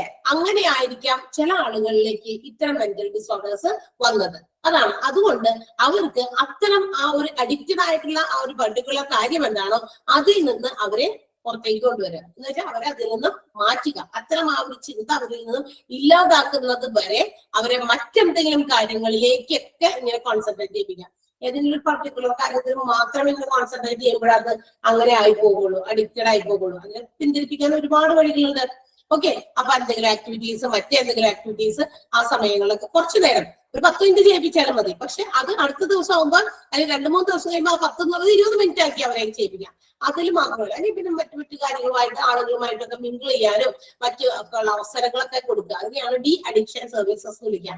അപ്പൊ അങ്ങനെ അഡിക്റ്റഡ് ആയിട്ടുള്ളവരിൽ നിന്ന് അവരെ മാറ്റി ഡി അഡിക്റ്റഡ് ആക്കാനായിട്ട് നോക്കുക. അപ്പൊ അതും ഈ സൈക്യാട്രി പ്രൊവൈഡ് ചെയ്യുന്ന ഒരു സർവീസാണ്. അപ്പൊ these are the services provided by psychiatry. അപ്പൊ മരുന്നുകൾ മാത്രമല്ല കൊടുക്കുക, ഇത്തരം ചില മറ്റ് സർവീസസ്, മരുന്ന് കൊടുക്കുമ്പോൾ സാധനം ഇങ്ങനെ എടുത്തു കൊടുക്കാം, അല്ലെ? ഇത് ഒരു സേവന വിഭാഗമാണ്. ഏത്? സൈക്കോ സോഷ്യൽ കൗൺസിലിംഗ് നടത്തുക, അവർക്ക് മരുന്നുകളൊക്കെ പ്രൊവൈഡ് ചെയ്യുക, അവരെ ഇൻവെസ്റ്റിഗേറ്റ് ചെയ്യുക, മറ്റു കാര്യങ്ങളൊക്കെ ചെയ്യുക, IQ ടെസ്റ്റ് നടത്തുക, ഡി അഡിക്ഷൻ സർവീസസ് പ്രൊവൈഡ് ചെയ്യുക. ഓക്കെ, ക്ലിയർ ആണോ? Psychiatry. Okay, yes. Now the next department നമുക്ക് നോക്കാം, പൾമനോളജി ഡിപ്പാർട്ട്മെന്റ്. ഓക്കെ, ഇത് ഇപ്പൊ നമ്മള് ഇടയ്ക്കിടയ്ക്ക് പോകേണ്ടി വരുന്ന ഒരു ഡിപ്പാർട്ട്മെന്റ് ആയിട്ടൊക്കെ മാറിയിട്ടുണ്ട് ഇപ്പോഴത്തെ ഒരു സിറ്റുവേഷൻസും, അല്ലെങ്കിൽ ഈ പറയുന്ന ഒരു കുറച്ച് നാളുകളൊക്കെ ആയിട്ട് എല്ലാവരും ഫേസ് ചെയ്യുന്നതാണ്. ഭയങ്കര ചെസ്റ്റ് ഇൻഫെക്ഷൻസ്, ചുമ ഒക്കെ വന്നു കഴിഞ്ഞാൽ പിന്നെ പെട്ടെന്നൊന്നും മാറില്ല, അല്ലെ? നമ്മൾ പറയില്ലേ, പനിയൊക്കെ വന്നു, പനി വന്ന് മാറിയിട്ട് കുറച്ച് ദിവസമല്ലേ, പക്ഷെ ഈ ചുമ അതെന്നെ കൊണ്ടേ പോകൂ എന്നൊക്കെ നമ്മളിങ്ങനെ പറയും, അല്ലെ? അപ്പൊ അങ്ങനെയുള്ള സാധനങ്ങളാണ്. അപ്പൊ അതിന് വേണ്ടിയിട്ടുള്ള ഒരു ഡിപ്പാർട്ട്മെന്റ് ആണ് കേട്ടോ, ഏത്? Pulmonology. Which department is also known as respiratory medicine, റെസ്പിറോളജി and also chest medicine. ഇതിന്റെ പേരുകളാണ്, മറ്റു പേരുകളാണ്. റെസ്പിറോളജി എന്ന് പറയുന്ന പേരുണ്ട് ഇതിന്, റെസ്പിറേറ്ററി മെഡിസിൻ എന്ന് പേരുണ്ട്, ചെസ്റ്റ് മെഡിസിൻ എന്നൊക്കെ പേരുണ്ട്. It deals with the treatment and diagnosis of lungs and respiratory system. നമ്മുടെ ശ്വാസകോശ സംബന്ധമായിട്ടുള്ള അസുഖങ്ങള്, അതുപോലെ തന്നെ റെസ്പിറേറ്ററി സിസ്റ്റം, ശ്വാസകോശവുമായി ബന്ധപ്പെട്ട സാധനമുള്ള റെസ്പിറേറ്ററി, ശ്വാസോച്ഛ്വാസം, അല്ലെ? അതായത് ഇൻഹെയിലിംഗ് ആൻഡ് എക്സെയിലിംഗ് ഓഫ് എയർ, നമ്മളുടെ ശ്വാസം എടുക്കലും അതുപോലെ തന്നെ പുറത്തേക്ക് വിടുന്നതുമായിട്ട് ആ ഒരു സിസ്റ്റം, അതിന് മുഴുവൻ നടക്കുന്ന ഒരു കംപ്ലീറ്റ് സിസ്റ്റം ഉണ്ട്. ശ്വാസം എടുത്ത് അതെവിടെ എത്തുന്നു, അവിടെ നിന്ന് തിരിച്ച് പുറത്തേക്ക് വരുന്നു, ആ ഒരു ഇതിനകത്ത് ഉൾപ്പെടുന്ന എല്ലാ സിസ്റ്റവും, അതിന്റെ ഓർഗൻസ്, അതെല്ലാം കൂടി ചേരുന്നതിനെയാണ് നമ്മൾ റെസ്പിറേറ്ററി സിസ്റ്റം എന്ന് വിളിക്കുക. അതിനെ സംബന്ധിക്കുന്നതായിട്ടുള്ള രോഗങ്ങൾക്ക് വേണ്ടിയിട്ടുള്ള ഡിപ്പാർട്ട്മെന്റ് ആണ് പൾമനോളജി എന്ന് പറയുന്നത്. And also it deals with ഇത് എന്തൊക്കെ പ്രധാനപ്പെട്ട രോഗങ്ങളാണ് പൾമനോളജി അല്ലെങ്കിൽ റെസ്പിറേറ്ററി മെഡിസിൻ അല്ലെങ്കിൽ ചെസ്റ്റ് മെഡിസിൻ അല്ലെങ്കിൽ റെസ്പിറോളജി, ആ പേരുകളെല്ലാം പഠിച്ചു വെക്കണം കേട്ടോ. ഏതൊക്കെ അസുഖങ്ങൾക്കാണ് ട്രീറ്റ്മെന്റ് പ്രൊവൈഡ് ചെയ്യുന്നത് പറഞ്ഞിട്ടുണ്ട്. Allergy, bronchitis and lung cancer, അതൊക്കെ ഇവിടെ ട്രീറ്റ് ചെയ്യപ്പെടും. ഏതൊക്കെയാണ്? Allergy, bronchitis and lungs cancer. And also pulmonologist provide special trainers ആണ് ഇവര്. അതായത് സ്പെഷ്യൽ ട്രെയിനിങ് കിട്ടിയ ഡിപ്പാർട്ട്മെന്റിലെ പൾമനോളജി ഡിപ്പാർട്ട്മെന്റിലെ ആളുകളാണ് പൾമനോളജിസ്റ്റ് എന്ന് വിളിക്കുന്നത്, സ്പെഷ്യലിസ്റ്റുകളാണ്. And also they also treat different kinds of conditions of chest and also chest infections, complicated chest infections അല്ലെങ്കിൽ chest problems, particularly pneumonia ഇതൊക്കെ നമ്മുടെ ചെസ്റ്റിനെ ബാധിക്കുന്നതാണ്. ആസ്തമ, ട്യൂബർക്യുലോസിസ്, ഇതൊക്കെ ഇവര് ട്രീറ്റ് ചെയ്യും. ആസ്മയൊക്കെ അറിയാലോ, ശ്വാസതടസ്സമൊക്കെ എപ്പോഴും ചുമയൊന്നും ഇല്ലായെങ്കിൽ കൂടി എപ്പോഴും ഇങ്ങനെ ശ്വാസം മുട്ടലുകൾ വരുന്നതാണ്. അതൊക്കെ ആസ്മയിലേക്ക് പോകാൻ സാധ്യതയുണ്ട്. ന്യൂമോണിയ അതുപോലെ തന്നെ എന്താ പറയാ, ഒരുപാട് ചുമയും പനിയൊക്കെ ആയിട്ട് ഇങ്ങനെ കിടക്കുമ്പോൾ അത് ഇൻഫെക്റ്റഡ് ആകും ചെസ്റ്റിലേക്കൊക്കെ. ചെസ്റ്റ് ഇൻഫെക്ഷൻസ്, ഇത്രയും കാര്യങ്ങളിലും പൾമനോളജിസ്റ്റുകൾ കോൺസെൻട്രേറ്റ് ചെയ്യുന്നുണ്ട്. They are specially trained to cure the diseases such as chest conditions and pneumonia, also asthma, tuberculosis and complicated chest infections. Tuberculosis എന്താ? TB എന്ന് കേട്ടിട്ടില്ലേ? TB കേട്ടിട്ടുണ്ടോ? TB പണ്ടൊക്കെ അതൊരു കോമൺ അസുഖമായിരുന്നു. ഇങ്ങനെ ഭയങ്കരമായിട്ട് ഇങ്ങനെ ചുമച്ചുകൊണ്ടേ ഇരിക്കുക ആൾക്കാർ, അതാണ് TB എന്ന് പറയുന്നത്. ഇന്ന് അധികം ഒന്നും അങ്ങനെ കേൾക്കാനൊന്നുമില്ല. കാരണം അതിനൊക്കെയുള്ള ഇമ്മ്യൂണൈസേഷൻസ് ഒക്കെ നമ്മൾ ചെറുതിലെ തന്നെ എടുക്കുന്നുണ്ട്. അപ്പൊ അതുകൊണ്ട് അതൊക്കെ കുറെയൊക്കെ ഒരു പരിധി വരെയൊക്കെ മാറി. അതന്നെ ക്ഷയമാണ്. അതെ, ചുമച്ച് നമ്മുടെ വോമിറ്റ് ചെയ്യുന്നതിൽ എന്താ പറയാ ബ്ലഡ് വരാൻ സാധ്യതയൊക്കെ ഉള്ളതാണ്. അതിങ്ങനെ മാറുമൊന്നുമില്ല പെട്ടെന്ന്. അങ്ങനെയുള്ള ആളുകളൊക്കെ ഇങ്ങനെ ഭയങ്കരമായിട്ട് ക്ഷീണിച്ച് ചുമച്ചുകൊണ്ടേ ഇരിക്കും, ഏത് നേരം ചുമച്ചോണ്ടിരിക്കും അല്ലെ. അപ്പൊ അതൊക്കെ ഭയങ്കര ഒരു കോംപ്ലിക്കേറ്റഡ് ആയിട്ടുള്ള ഒരു അസുഖം തന്നെയായിരുന്നു. പക്ഷെ ഇപ്പൊ അതൊന്നും അധികം അങ്ങനെ കേൾക്കത്തില്ല. ഓക്കെ, അപ്പൊ അത് ആണ് പൾമനോളജി ഡിപ്പാർട്ട്മെന്റ്. അപ്പൊ പൾമനോളജി ഡിപ്പാർട്ട്മെന്റിൽ ഏതൊക്കെ അസുഖങ്ങളാണെന്നും കൂടെ ഓർക്കാട്ടോ. Allergy, lung cancer, bronchitis. And also ഇതിനകത്ത് പറഞ്ഞിരിക്കുന്നത് ചെസ്റ്റിന്റെ different conditions, pneumonia, tuberculosis, asthma and complicated chest infections. Clear ആണല്ലോ? എടുക്കട്ടെ അടുത്ത ഡിപ്പാർട്ട്മെന്റ്, പ്ലാസ്റ്റിക് സർജറി. ഓക്കെ, രണ്ട് ഡിപ്പാർട്ട്മെന്റ് കൂടി കഴിഞ്ഞു കഴിഞ്ഞാൽ നമ്മളുടെ മെഡിക്കൽ ഡിപ്പാർട്ട്മെന്റ് അങ്ങോട്ട് അവസാനിക്കും. അപ്പൊ അവിടെ വരെ നമുക്ക് എടുക്കാം. ഇന്ന് പ്ലാസ്റ്റിക് സർജറിയാണ് നെക്സ്റ്റ് ഡിപ്പാർട്ട്മെന്റ്. കേട്ടിട്ടുണ്ടാവും അല്ലെ? നമുക്കൊരു ഫെമിലിയർ ആയിട്ടുള്ള ഒരു ഡിപ്പാർട്ട്മെന്റ് ആണ് ഈ plastic surgery. It focus on the surgical repairment of our face or any function of human body. Human ബോഡിയിൽ ഉണ്ടാകുന്ന ഏതെങ്കിലുമൊക്കെ സ്ട്രക്ചർ, ഹ്യൂമൻ ബോഡിയുടെ സ്ട്രക്ചറില്, ഫേസില്, അതുപോലെ എവിടെയെങ്കിലും ഏതെങ്കിലുമൊക്കെ ഭാഗത്ത് നമ്മൾക്ക് എന്തെങ്കിലും തരത്തിലുള്ള റിപ്പയർമെന്റുകൾ, റിപ്പയർ ചെയ്യുക എന്നുള്ളതാണ് കേട്ടോ. റിപ്പയർമെന്റ് ആണ്. സർജറിയിലൂടെ നടത്തി റിപ്പയർമെന്റ് ചെയ്ത് എവിടെയെങ്കിലൊക്കെ കേടുപാടുകളൊക്കെ ഉണ്ടെങ്കിൽ അതൊക്കെ മാറ്റി കൊടുക്കുന്ന ഒരു ഡിപ്പാർട്ട്മെന്റ് ആണ്. കോമൺലി അതിനെ വിളിക്കുന്ന പേരാണ് എന്ത്? പ്ലാസ്റ്റിക് സർജറി എന്ന് പറയുന്നത്. ആൻഡ് പ്ലാസ്റ്റിക് സർജറി രണ്ട് തരത്തിലുള്ള സ്പെഷ്യാലിറ്റി ആണ് പ്രൊവൈഡ് ചെയ്യുന്നത്. 2 types of specialities are provided by plastic surgery. ഏതൊക്കെയാണത്? ഒന്ന് റീകൺസ്ട്രക്റ്റീവ് പ്ലാസ്റ്റിക് സർജറിയും രണ്ടാമത്തേത് കോസ്മെറ്റിക് സർജറിയുമാണ്. അതിന്റെ വേർഡ് പറയുന്നത് പോലെ തന്നെ റീകൺസ്ട്രക്റ്റീവ് സർജറി എന്ന് പറയുമ്പോൾ അല്ലെങ്കിൽ പ്ലാസ്റ്റിക് സർജറി എന്ന് പറയുമ്പോൾ ആ വേർഡിൽ നിന്ന് തന്നെ നമുക്ക് മനസ്സിലാക്കാം ഓൾറെഡി കൺസ്ട്രക്റ്റഡ് ആയിട്ടുള്ള നമ്മുടെ ബോഡി പാർട്സ്, അതിന് എന്തെങ്കിലും കറക്റ്റ്നെസ് ആവശ്യമുണ്ട്. ഇപ്പൊ നമുക്കറിയാം നമ്മുടെ ഫേസ്, നമ്മുടെ ബോഡി പാർട്സ് ഒക്കെ പലതും എല്ലാം ഒരു കോമൺ, ഒരു നോർമൽ മാനിന്റെ അല്ലെങ്കിൽ വിമനിന്റെ എങ്ങനെയാണ് നമുക്കറിയാം അല്ലെ. അതിൽ നിന്നും എന്തെങ്കിലും തരത്തിലുള്ള മാറ്റങ്ങൾ ഉണ്ടായി അത് കറക്റ്റ് ചെയ്യുക. അതായത് ഇപ്പൊ മൂക്കൊക്കെ ചിലപ്പോ ചരിഞ്ഞിരിക്കുക, അല്ലെങ്കിൽ ചുണ്ടിന് എന്തെങ്കിലുമൊക്കെ മാറ്റങ്ങൾ. ചില ആളുകൾ അങ്ങനെയുണ്ട് അല്ലെ, ഇങ്ങനെ ഒരു എന്താ പറയാ ചുണ്ട് ഇങ്ങനെ കട്ടായി പോയേക്കണ പോലെയൊക്കെ നമുക്ക് കണ്ടിട്ടില്ലേ. അപ്പൊ അങ്ങനെയൊക്കെ ഉണ്ടാകുമ്പോ അത് നമ്മുടെ നോർമൽ ആയിട്ടുള്ള ഒരു സ്ട്രക്ചറിൽ നിന്ന് കുറച്ച് വ്യതിചലിച്ചിട്ട് വേറൊരു സ്ട്രക്ചറിൽ വന്നേക്കണ്ട. പിന്നെ മാത്രമല്ല നമ്മൾ വലിയ അപകടങ്ങളൊക്കെ പറ്റിയിട്ടേ അങ്ങനെയൊക്കെ ഇപ്പൊ മുഖമൊക്കെ അടിച്ചു വീണു, അപ്പൊ ഒരു ഭാഗത്തൊക്കെ മൊത്തത്തിലൊക്കെ ഇങ്ങനെ ഇവിടെ ഈ ഒരു ഭാഗമൊക്കെ ഭയങ്കരമായിട്ട് ഒരഞ്ഞോ അല്ലെങ്കിൽ തൊലിയൊക്കെ പോയോ അങ്ങനെ ഭയങ്കര എന്താ പറയാ കുറച്ചുകൂടി നമുക്ക് പെട്ടെന്ന് ഒരു നോക്കുമ്പോ പേടി തോന്നുന്ന പോലെയൊക്കെ ആയി മാറുക. അത് രോഗമൊക്കെ മാറി, പക്ഷെ അതൊക്കെ അവിടെയൊക്കെ പാടുകളൊക്കെ അങ്ങനെ തന്നെയൊക്കെ നിൽക്കുമ്പോ നമ്മളൊരാളെ നോക്കുമ്പോൾ നമുക്കറിയാം ഒരു ഫേസിലേക്കാണ് നമ്മൾ നോക്കുക. അപ്പൊ ഇത്തരം നാളുകളൊക്കെ മര്യാദയ്ക്ക് നിന്നിട്ട് മുഖം കുറെ കഴിയുമ്പോൾ അത് എന്തെങ്കിലും ആക്സിഡൻസിലൊക്കെ ഇത്തരം കാര്യങ്ങളൊക്കെ പറ്റി കഴിയുമ്പോൾ നമ്മളത് മറ്റുള്ളവരെ ഫേസ് ചെയ്യാൻ നമുക്കും ഒരു ബുദ്ധിമുട്ടാണ് അല്ലെ. അപ്പൊ അതൊക്കെ ഇന്ന് ക്യൂർ ചെയ്ത് കൊടുക്കുന്ന ഒരു ഡിപ്പാർട്ട്മെന്റ് ആണ് റീകൺസ്ട്രക്റ്റീവ്. അതായത് അവിടെ അത്തരം കാര്യങ്ങളൊക്കെ മാറ്റി നോർമൽ സ്കിന്നിനെ അതിലേക്ക് കൊണ്ടുവരാൻ സർജിക്കൽ റിപ്പയർമെന്റുകൾ നടത്തുന്ന ഒരു പ്രക്രിയ, ഒരു പ്രോസസ്. അതിനെയാണ് നമ്മൾ റീകൺസ്ട്രക്റ്റീവ് പ്ലാസ്റ്റിക് സർജറി എന്ന് പറയുന്നത്. അതങ്ങനെ ഇരിക്കട്ടെ. അടുത്തത് പറയുമ്പോൾ കുറച്ചും കൂടി റീകൺസ്ട്രക്റ്റീവ് പ്ലാസ്റ്റിക് സർജറി നമുക്ക് കുറച്ചും കൂടി മനസ്സിലാകും. എന്താണെന്നറിയോ? കോസ്മെറ്റിക് സർജറിയാണ്. ഇതെന്താ പ്രത്യേകത എന്നറിയോ? ഇവിടെ റിപ്പയർമെന്റ് ഒന്നുമല്ല നടക്കുന്നത്. ഇവിടെ ഇത് enhances the appearance of our body. നമ്മുടെ ഉള്ള ശരീരത്തിന്റെ സൗന്ദര്യത്തെ വർദ്ധിപ്പിക്കാൻ ചെയ്യുന്ന ഒരു കാര്യമാണ് cosmetic surgery, which is done usually by film stars, film actresses and celebrities ഒക്കെ അല്ലെ. ഇതാണ് കൂടുതൽ അവരായിരിക്കും ഇത് ചെയ്യുക. കാരണം അവരുടെ ബോഡിയുടെ സ്ട്രക്ചർ അവര് സുന്ദരന്മാരൊക്കെയാണല്ലോ ഓൾറെഡി തന്നെ. പിന്നെ അവർക്ക് എന്താ പറയാ കുറെ കഴിയുമ്പോ കുറച്ച് ഏജ് ഇച്ചിരി കൂടി വരുമ്പോഴായിരിക്കാം ഒരു 30-35 വയസ്സൊക്കെ മാറി കഴിഞ്ഞ് കഴിയുമ്പോ പിന്നെ നമ്മുടെ ബോഡി വേറെ രീതിയിലേക്ക് കുറച്ചുകൂടി പ്രായം ചെല്ലുന്നതിന്റെ ഒരു സൂചനകളൊക്കെ അവർ ജസ്റ്റ് കാണിച്ചു കൊടുക്കും. അപ്പൊ പിന്നെ അതുപോലെ തന്നെ വിവാഹിതരാകാം. പെണ്ണുങ്ങളൊക്കെ ആണെങ്കിൽ കുട്ടികളൊക്കെ ആയി കഴിയുമ്പോൾ ബോഡി സ്ട്രക്ചറിൽ ചില മാറ്റങ്ങൾ വരും. അത് എന്തെങ്കിലും പറ്റിയതിന്റെ അല്ല, അത് ശരീരത്തിൽ ഉണ്ടാകുന്ന ഒരു ചേഞ്ച് ആണ്. അത് നമ്മളെത്ര പിടിച്ചു നിർത്തിയാലും ആ ചേഞ്ച് എന്തായാലും നമ്മളുടെ പുറത്തേക്ക് കാണിക്കും അല്ലെ. നമ്മൾ വയസ്സാകുമ്പോൾ വയസ്സായതിന്റെ റിഫ്ലക്ഷൻസ് ബോഡി കാണിക്കാറില്ലേ? കാണിക്കുമല്ലോ. സ്കിന്ന് റിങ്കിൾഡ് ആകും അല്ലെ, ചുളിവുകൾ വരും. ഓക്കെ, അപ്പൊ അത്തരം കാര്യങ്ങളൊക്കെ മാറ്റണം. കാരണം ഇറ്റ്സ് ഔട്ട് ഓഫ് അവരുടെ ഏറ്റവും പ്രധാനപ്പെട്ട കാര്യമാണ്, അവരുടെ പ്രൊഫഷനെ ബാധിക്കുന്നതാണ് ഇത്തരം അവരുടെ സൗന്ദര്യമൊക്കെ. അപ്പൊ സൗന്ദര്യമൊക്കെ മാറിപ്പോയി കഴിഞ്ഞു കഴിഞ്ഞാൽ അത് അവരുടെ പ്രൊഫഷനെ ബാധിക്കും. അപ്പൊ എന്ത് ചെയ്യും? സിനിമയിലേക്ക് ആളുകൾ വിളിക്കില്ല. അപ്പൊ അങ്ങനെയൊക്കെ വരുന്നുണ്ടല്ലോ ഉണ്ടെന്ന് വിചാരിച്ചിട്ട് കുറച്ചുകൂടി ഒക്കെ കാലമൊക്കെ പിടിച്ച് കയറാൻ വേണ്ടിയിട്ട് ഒക്കെ ചെയ്യുന്നവരും ഉണ്ട്. അല്ലെങ്കിൽ കാശുണ്ടല്ലോ ഇഷ്ടംപോലെ. അപ്പൊ പിന്നെ അങ്ങനെ പൈസ ഉള്ളവർക്കൊക്കെ ഒരുപാട് കോസ്റ്റ്ലി ആണ്, എക്സ്പെൻസീവ് ആണ് കോസ്മെറ്റിക് സർജറീസ് ഒക്കെ നടത്തുക എന്ന് പറഞ്ഞാൽ. അപ്പൊ അങ്ങനെയാകാൻ വേണ്ടിയിട്ട് സൗന്ദര്യം നിലനിർത്തുക എന്നുള്ള ഉദ്ദേശത്തോട് വേണ്ടിയുള്ള ഡിപ്പാർട്ട്മെന്റ്, അതാണ് നമ്മളുടെ കോസ്മെറ്റിക് സർജറി എന്ന് പറയുന്ന ഡിപ്പാർട്ട്മെന്റ്. സർജറീസിലൂടെയൊക്കെയാണ് അത്തരം കാര്യങ്ങളൊക്കെ ചെയ്തു കൊടുക്കുക. ഓക്കെ, അപ്പൊ അങ്ങനെ മെയിൻറ്റെയിൻ ചെയ്ത് കൊണ്ടുപോകാൻ പറ്റും. കുറച്ചുകൂടി കൂടുതൽ സുന്ദരന്മാരാകാനും ആ ഒരു ട്രീറ്റ്മെന്റുകളിലൂടെ അവർക്ക് സാധിക്കും. ഓക്കെ, അപ്പൊ മനസ്സിലായി കാണും. അപ്പൊ അങ്ങനെയാണെങ്കിൽ രണ്ടും ഒന്ന് തന്നെയാണോ? റീകൺസ്ട്രക്റ്റീവ് പ്ലാസ്റ്റിക് സർജറിയും കോസ്മെറ്റിക് സർജറിയും ബോത്ത് ആർ സെയിം ആണോ?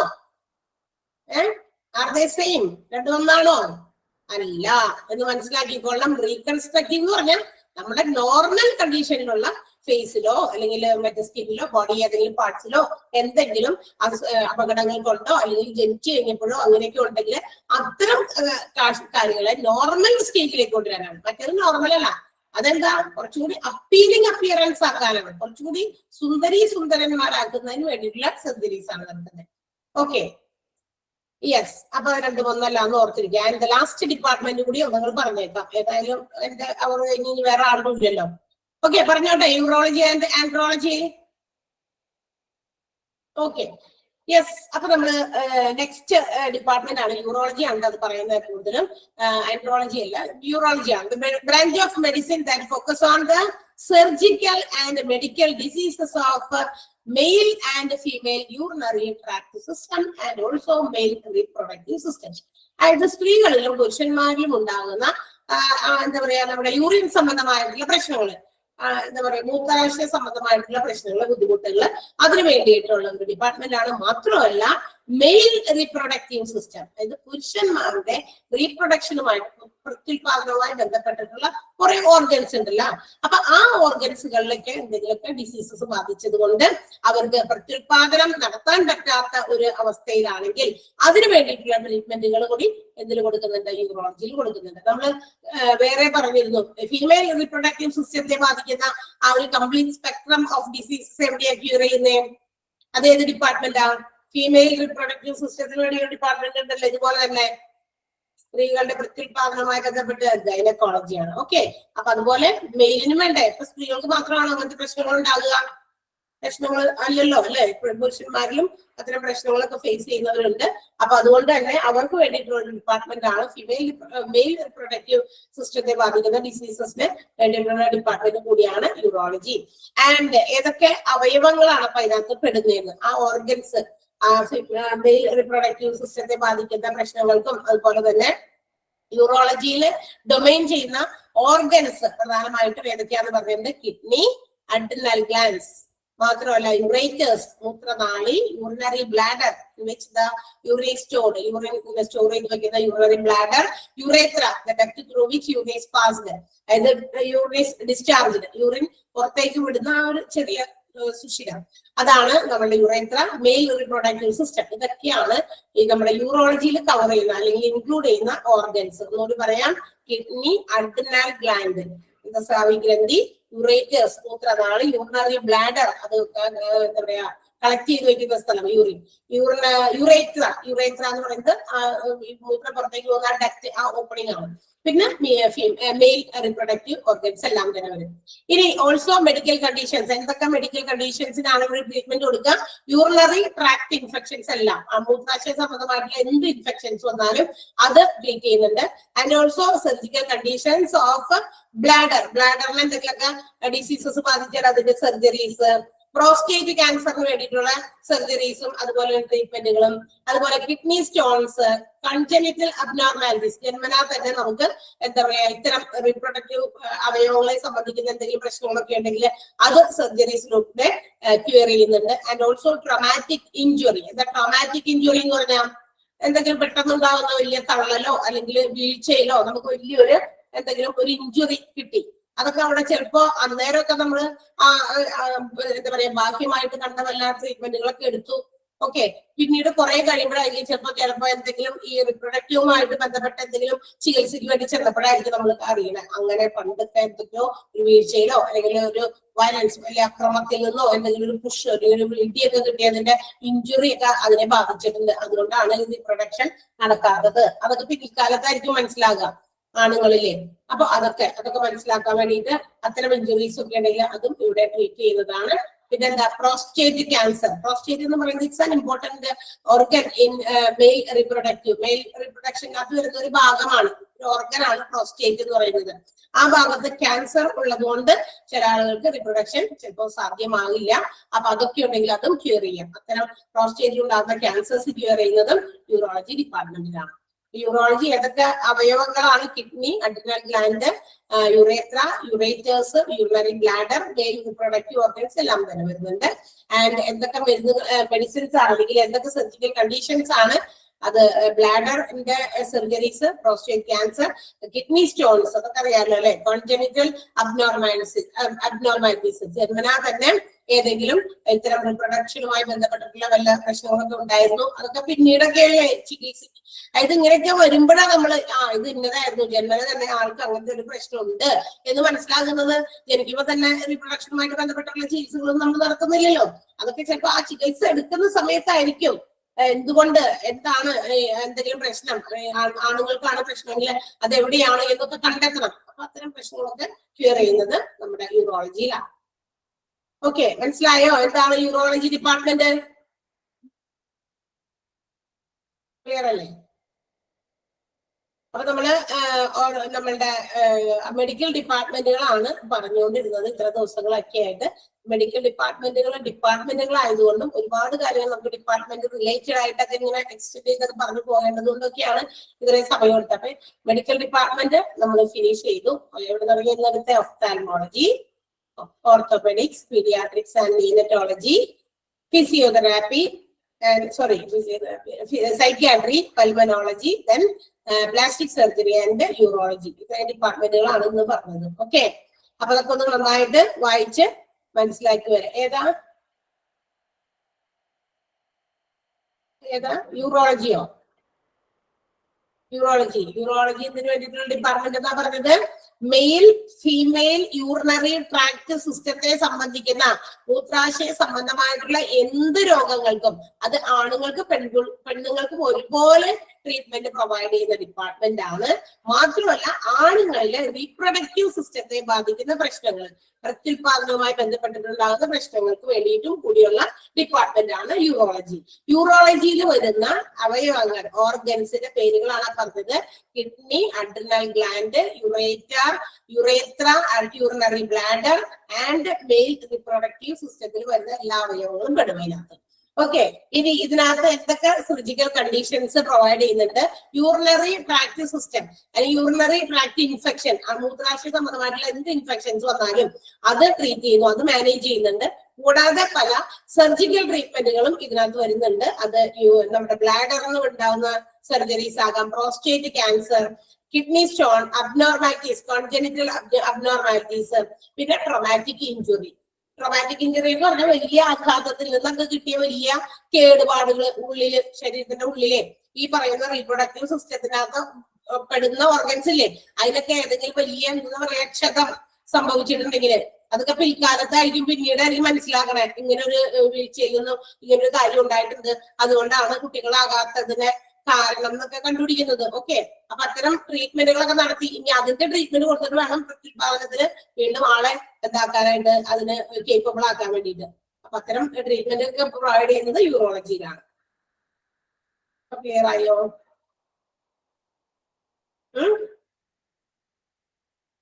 മനസ്സിലായോ?